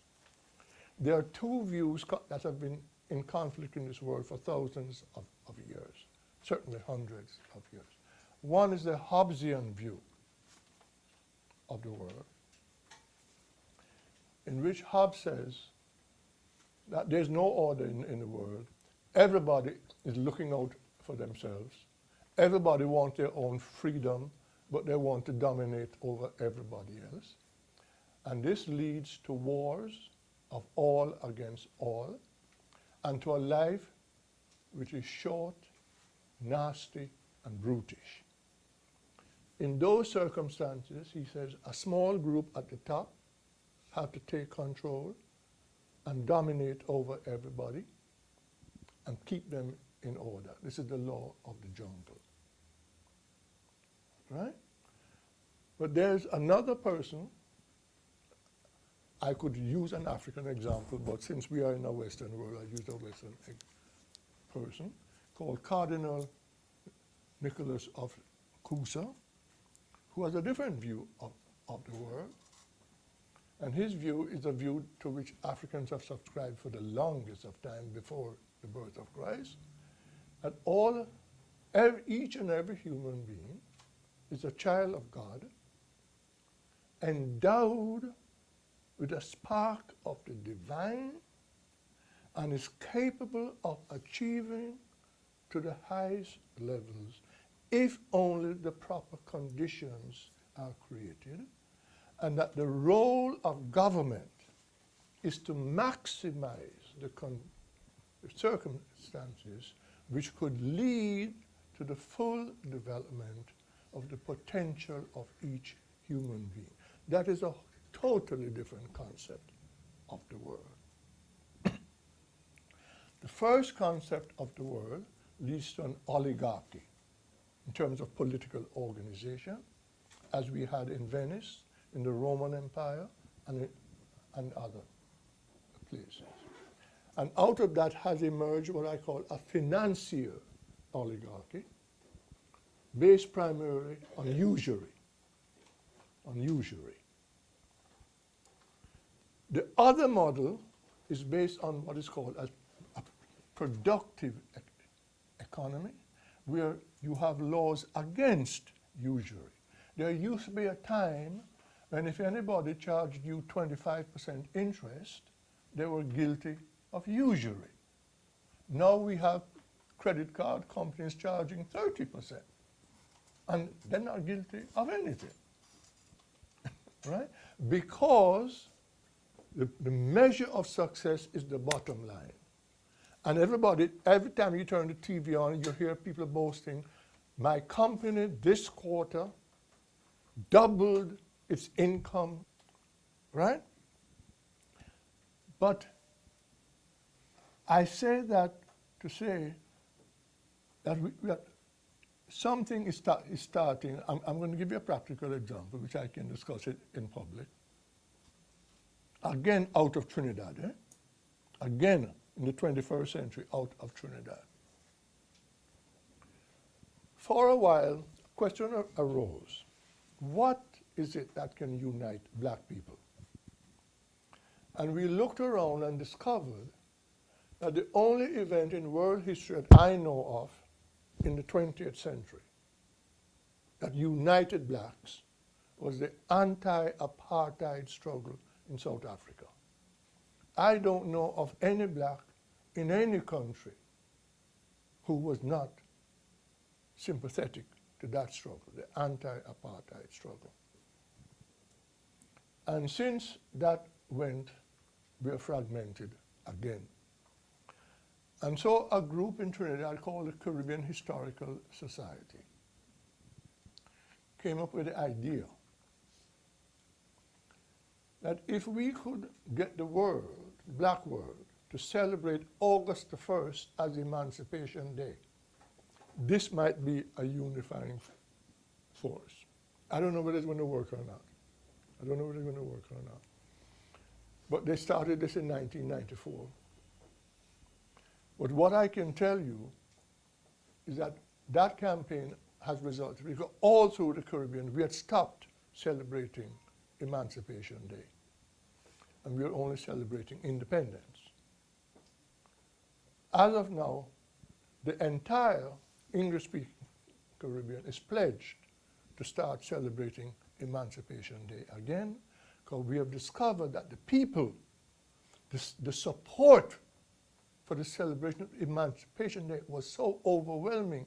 Whereas for independence, we have to pay people money and encourage them to do things. For Emancipation Day, they do it on their own. So the entire Caribbean is back to celebrating Emancipation Day. The Caribbean Historical Society, through the instrumentality of the Prime Minister of Jamaica, was put in touch with the President of Ghana and the President of Nigeria. Ghana has now agreed from now on to celebrate 1st of August as Independence Day nationally. And only last week, Nigeria did the same. Starting next year, the 1st of August will be celebrated every year throughout Nigeria as Emancipation Day for Africans. And both the presidents of Ghana and Nigeria have pledged to try and spread this throughout Africa. It's a small beginning, very small, again coming out of the Caribbean. But it is a way of finding a hook to get people to find some symbolic activity with which they can agree, about which they can feel good, and which will bring them into some common action in the interest of their people. Eventually, however, it is going to take a conversion of our intellectuals to begin to educate people about the falsity of the premises that underlie globalization, about the falsity of the premises that underlie the concept of free trade. Free trade has never worked, is not working, and can never work. trickle-down economics has never worked, is not working, and can never work.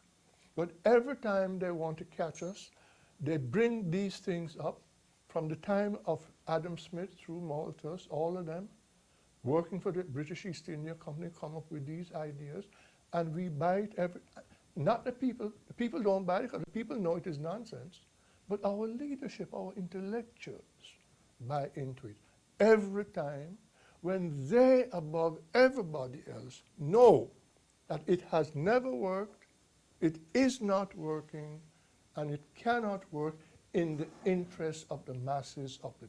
It works for the small percentage at the top. It is like a pyramid game. If you want to become in a pyramid game, start a pyramid. The first 10 people in any pyramid make some money. The next 10 break even, and everybody else lose. That is the game we are playing on the global scale now. The top 20% are going to make it. The next 20% are going to be shaky. And the lower 60% are going to be worse off than they have ever been. And that data is clear in any country you look at, including the United States. And yet still we keep embracing it. And our intellectual will not stand up and tell the people the truth and keep coming up with all kinds of sophistry to support it. Right? So that, sir, what I'm saying is that first we have to clear our minds. We have to know what we cannot do. We have to clear our minds. And I think the fight is going to start with political mobilization, right? And with a few symbolic acts around which we can organize and mobilize our people. The objective will be to lead to true political and economic independence for our people, which we do not have and cannot have under the current world structure. Yes, sir. One of the things that I've noticed is that the power structure works through a series of absurdities. That they accept certain realities to be true and then operate within it, and then making it an absurdity a reality for everybody else that has to interact with it. Yeah. As far as like a symbolic gesture, this is something me personally I've done. Mm-hmm. Is to turn Africa the other way around. Mm-hmm. Because I think one of the biggest issues we have is our preoccupation with what Europeans think, with their view. This forces you to go out of your way to look at Europe. You know, and hopefully just something that, you know, maybe something simple that can be adopted, that people just reorient themselves to Africa and then realize that making it so easy to identify with Europe that we literally have to go like this. And that the absurdity of Europe's control over the world, in my opinion, seems to be kind of exposed. And then I see that one of the things that I think one of the strengths we have as the black people is that, and the weakness that I guess the powers that be have on us is that we as African people have this influence, cultural influence of a global scale that people, even from the most poorest economic situations, whether they be the projects of XYZ hood, have influence on the way people do things as far as fashion and how they express themselves. That could be a potential force that it's got to have an attitude. It's got to be a rejection of something, and it's got to be done in a way that isn't so intellectual, because I tend to see that intellectualizing things, for those who, like you said, don't have the leisure time it would take to pursue intellectual activities, discussions such as these kind of like turn people off, like, oh, you're talking about that African shit, man, I don't want to hear about it, you know. But, you know, I think it's going to take something that makes these kind of symbolic statements that allow people to have a reference point and creates an absurdity in and of itself. And I've always noticed as I look at African American communities and diasporic communities that operate, that have a consciousness of their Africanness and a consciousness of their collective struggle, tend to operate independently without even whether I agree with their ideology, whether it's the Black Hebrews or whether it's the Nation of Islam or whatever the case may be, they are successful at educating their people, feeding their people, and having them learn about their history because they accept a premise that doesn't acknowledge the power structure. It just operates independently of it. And it's those of us, like you said, if you don't know the rules, and you see how the rules of the system is very intricate, and by trying to communicate with the system on its own terms, they'll just make up new rules. So I just wanted to make a comment concerning that matter and to see, is there a historical precedent? I think even the concept of Pan-Africanism in and of itself, is more than anything, is a philosophical change that comes out of the vacuum of the African-American experience of not knowing our specific heritage.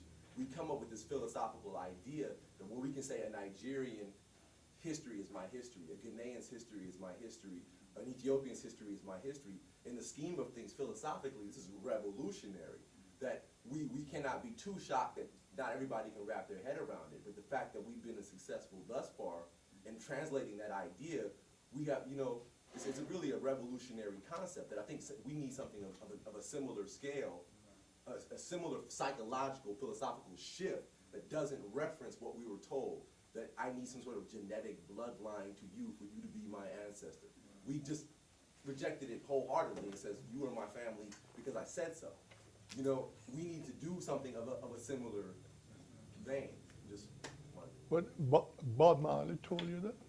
No, Bob Marley told you that. Bob Marley put it very simply. He said, rid your mind of mental slavery. Because if you are enchained, right? But nobody has captured your mind, you're dangerous. Because anytime you cut the chain, you're a free man. But if you are mentally enslaved, I don't need to chain you. I can let you roam. Because anywhere you go, you will remain enslaved if you are mentally enslaved. Because you will think like I think, and you will do what I want you to do. That is psychological warfare. But only, I'm telling you, it has been sophisticated. The Pan-African movement, when it started, sought consciously to undo that by concentrating first on teaching people about the history of Africa and negating the idea that Africa had no history. We had been taught that Africa had no history. Africa had never produced anything important. Africa had never made any serious inventions. We were taught that in school. The Pan-African movement set about changing all of that. That's a mental activity, right? The black Muslims are successful because the leader started out, now some of us may not agree with the way he did it, but the fact is he succeeded. And he says, if the white man is going to preach that he is superior and I'm inferior, I'm going to put in his head. And I'm going to say the black man is superior and the white man is inferior. And he created a whole new cosmology. Some of it wasn't based on facts. Oh, yeah, I understand that. But what he did, whereas the NACP, the Urban League, could not reach the masses of black people, he reached them by changing their whole view of the world, by putting them through a mental transformation. That is what I am saying. We have to figure out how to do it, because too many of our bright people and too many of our young people, look at our young people today, some of whom marching, they have gained self-respect, but how have we caught them? By what I told. We have defined for them through the television what is success. And success means they must wear shoes that cost $60. They must wear certain kinds of clothes that cost huge amounts of money, right? What does that indicate? That while they are standing up with pride, they have bought into the definition of success about the acquisition of money and material things. So that a Ku Klux Klan man can, or a supporter of the Ku Klux Klan, can make clothes specifically to sell to blacks, and they buy it in large amounts because they don't know and don't care that the maker is a member of the Ku Klux Klan. Because that TV tells them that if you want to be somebody, that is what you need to wear. You understand that? All right. No.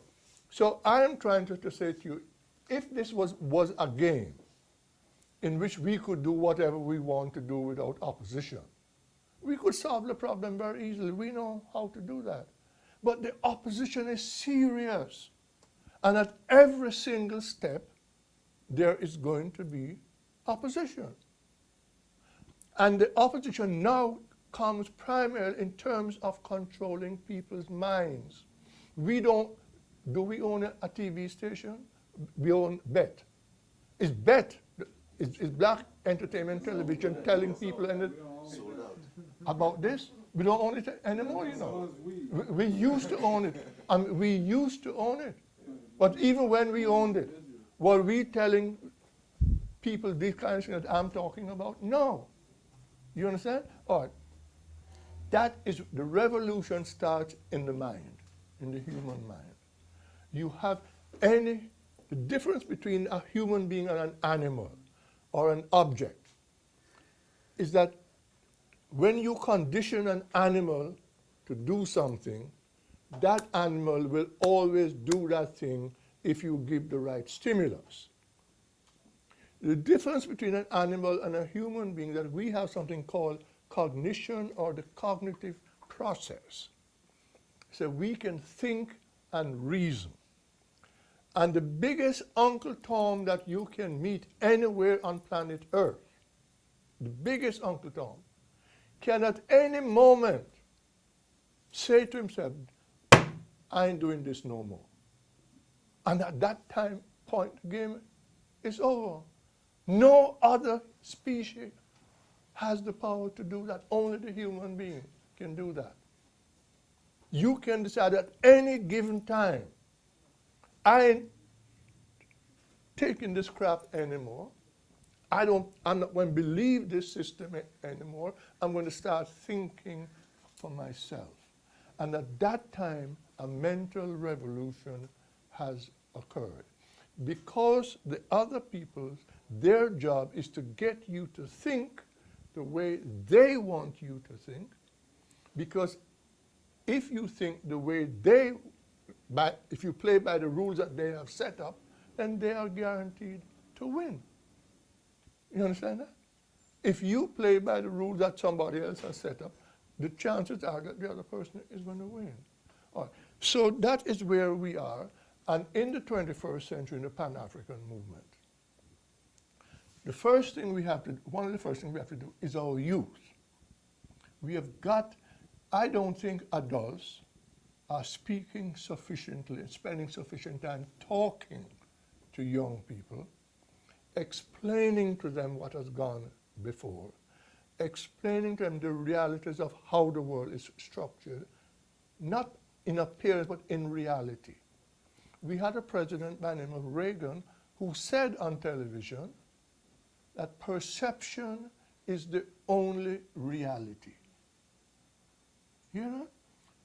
What he was doing is conditioning him that if I can get you to believe something, because let's face it, intellectuals like to say that human beings act on the basis of knowledge. It sounds good. It's not true. It is not true. Only a small percentage of human beings act on the basis of knowledge. The overwhelming percentage of human beings act on the basis of belief.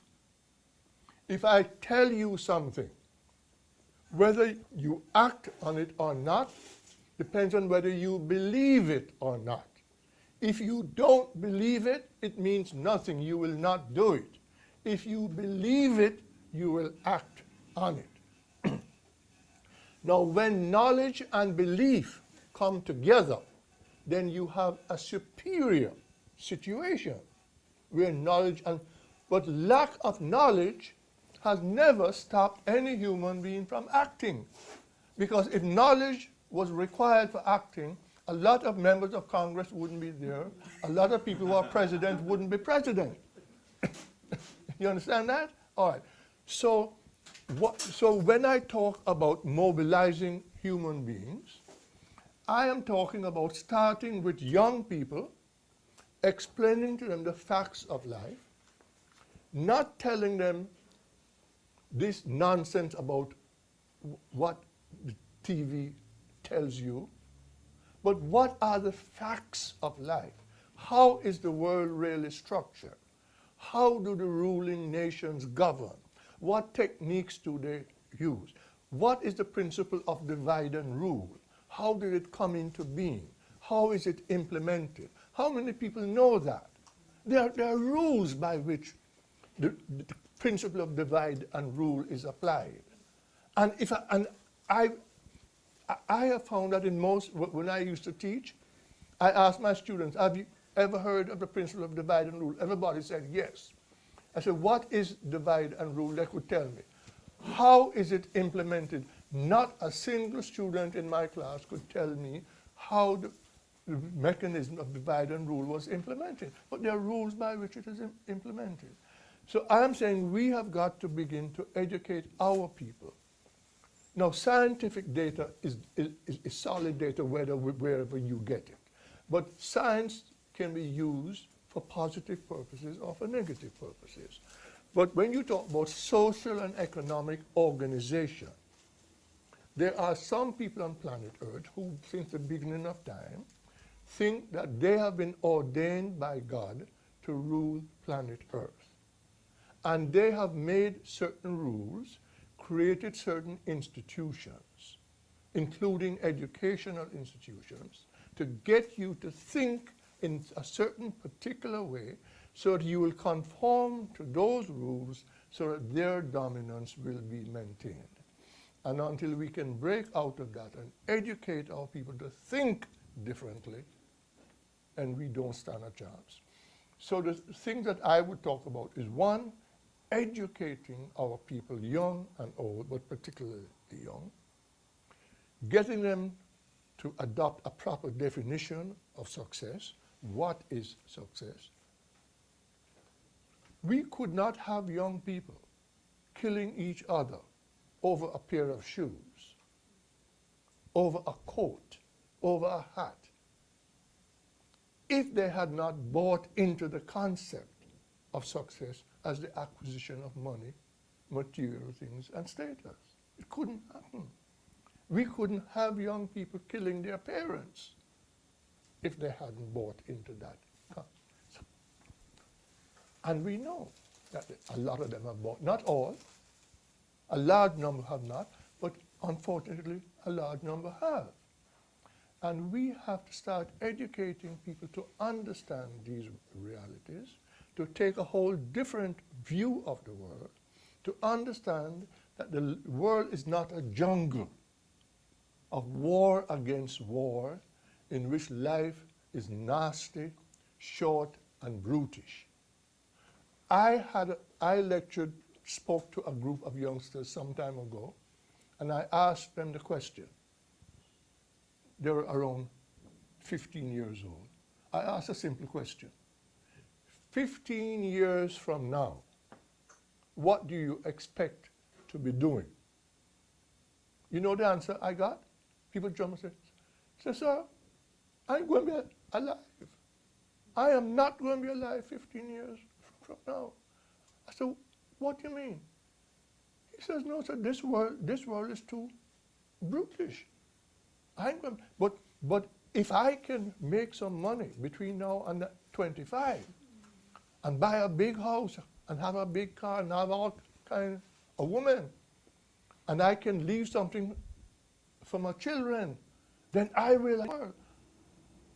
Have you had any of you had that experience talking to young people who do not expect to live to the age of 30? They honestly do not expect to live to the age of 30. So when I asked them, what are you going to be doing 15 years from now? They said, sir, that is a nonsense question. I ain't going to be alive 15 years from now. Now, if that is their view of the world, you can predict their behavior. You understand? That is why when you look around the world, all the groups that have made significant contributions to the world have had to change their worldview. I remember, I see a friend of mine who just coming out. In the 40s, as a youngster, when we were fighting for independence, one of the debates we had in school was, will the Rastafarian movement survive? I've never forgotten that debate that we had in high school. Will the Rastafarian movement survive? I was the only student who argued that the Rastafarian movement would survive, and people thought I was mad.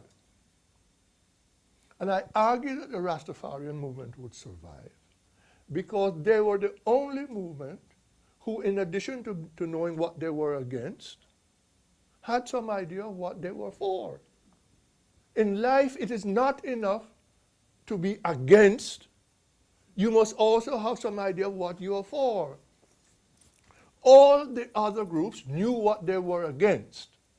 But when they got rid of what they were against, all they could do was to do what their previous rulers had done.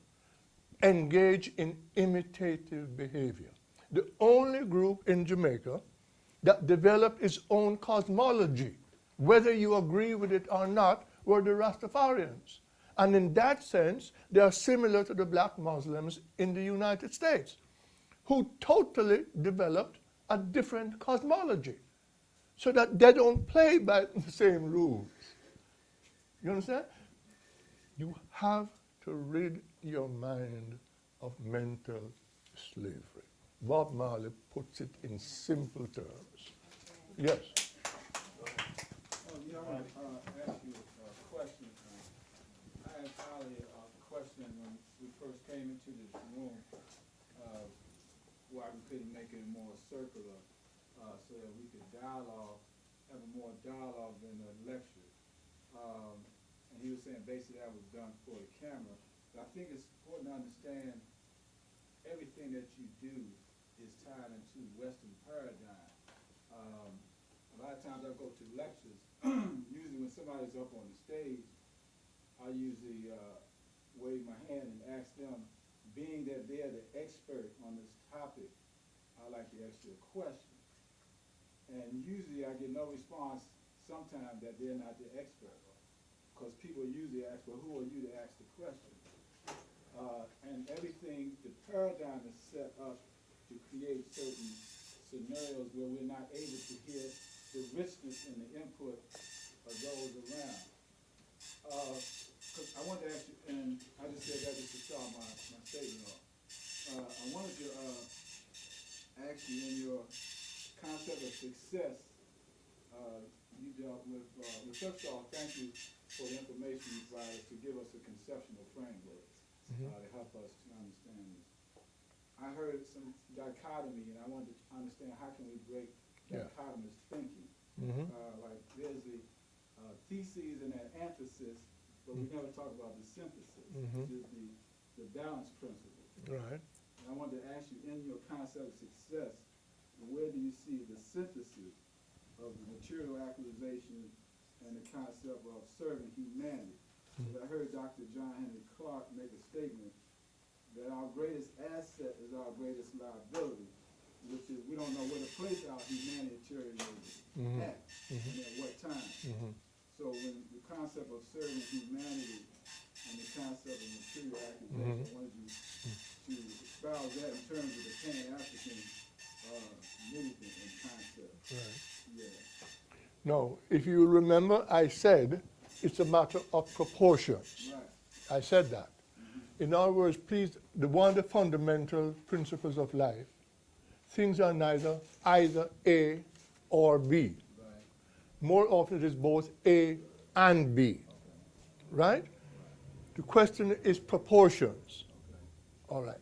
Now, What I said is that if, let us assume that you could measure in percentages, and that if 85% of your belief is about just making money, and only 15% is about service to humanity, right? Could you define that, service to humanity? No, what I mean, serving your people, making sure that every human being, that your people have food, shelter, health care, that kind of thing. And that's what I'm talking about practical things. Right, okay.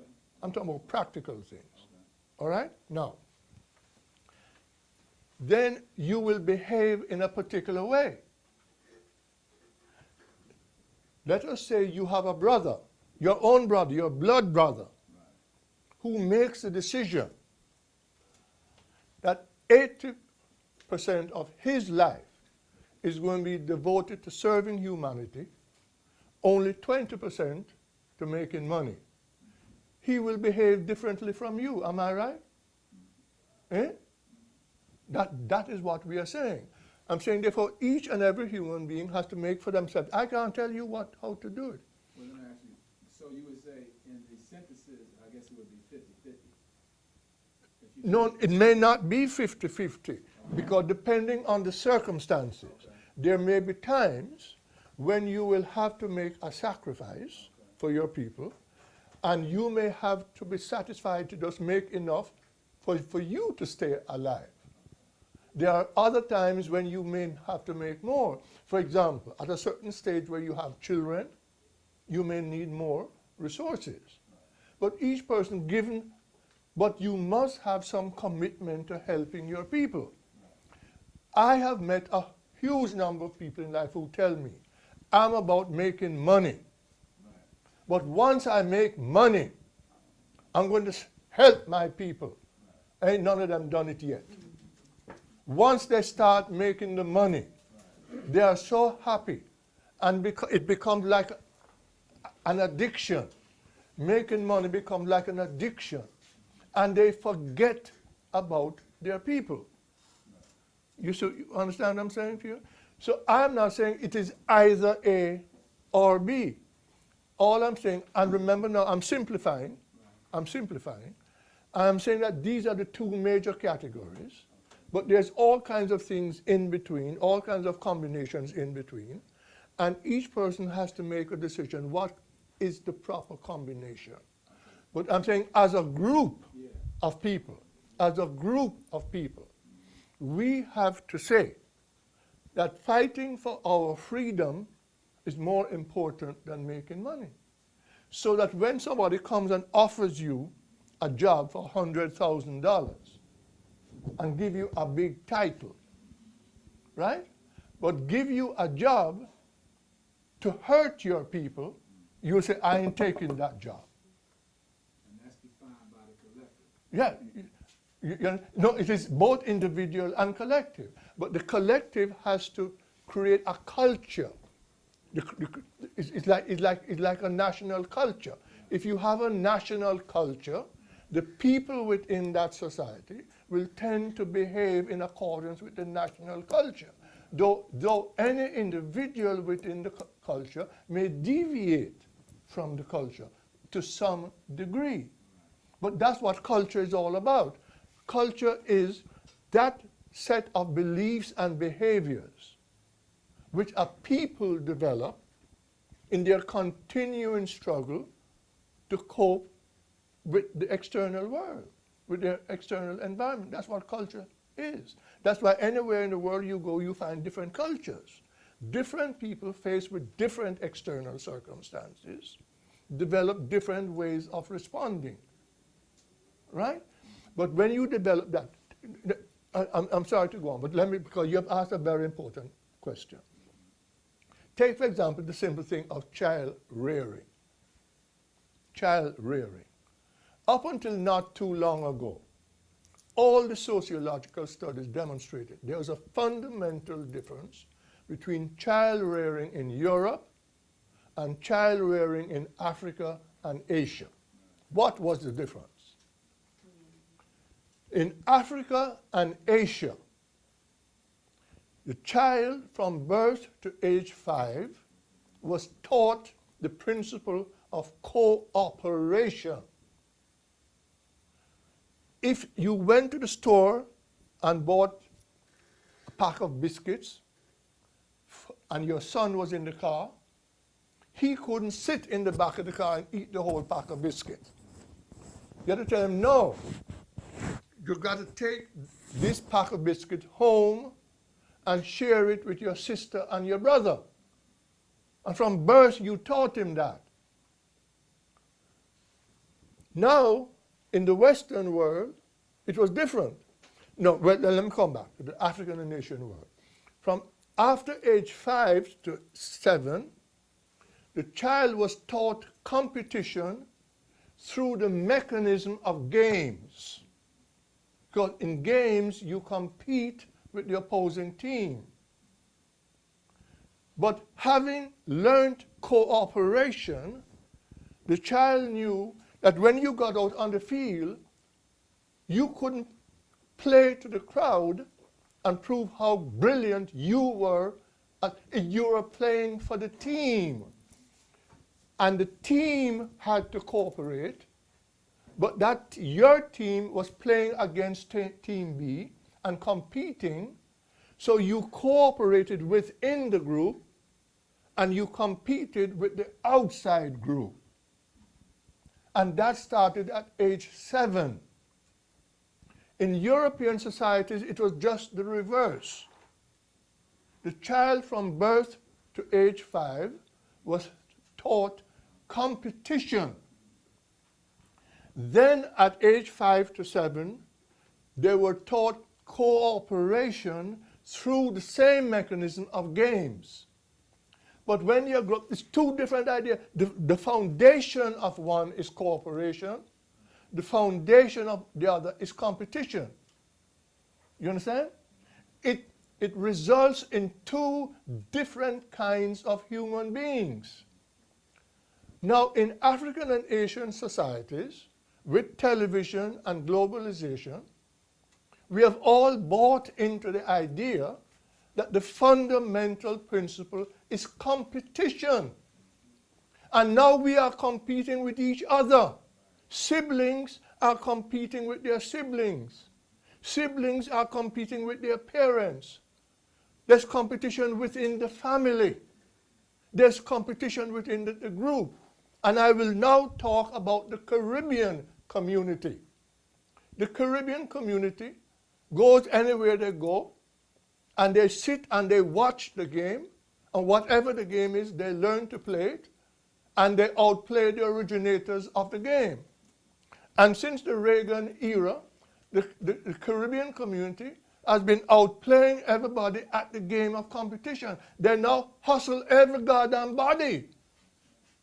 The competition that now exists within the Caribbean community is something I have never seen. We used to cooperate within the community, though we may compete with outsiders. Now we are hustling and competing among, and black people all over the world have been taught to do that, to hustle and compete among ourselves.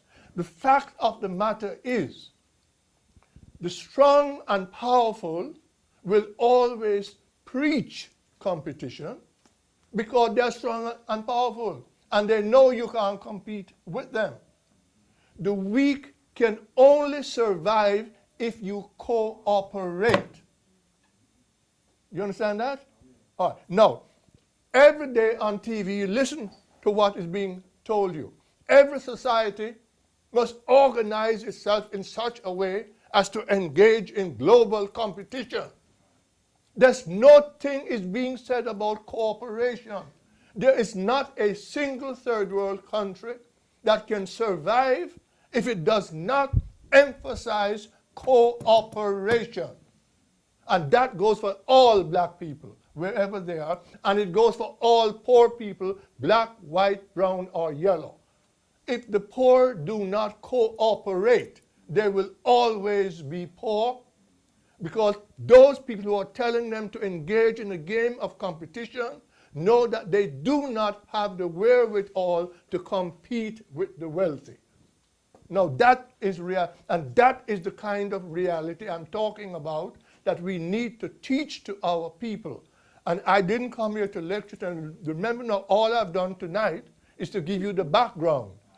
What I said to you is, having given you the background, because there are a number of people here who were not born in the 60s, and they need to know the background.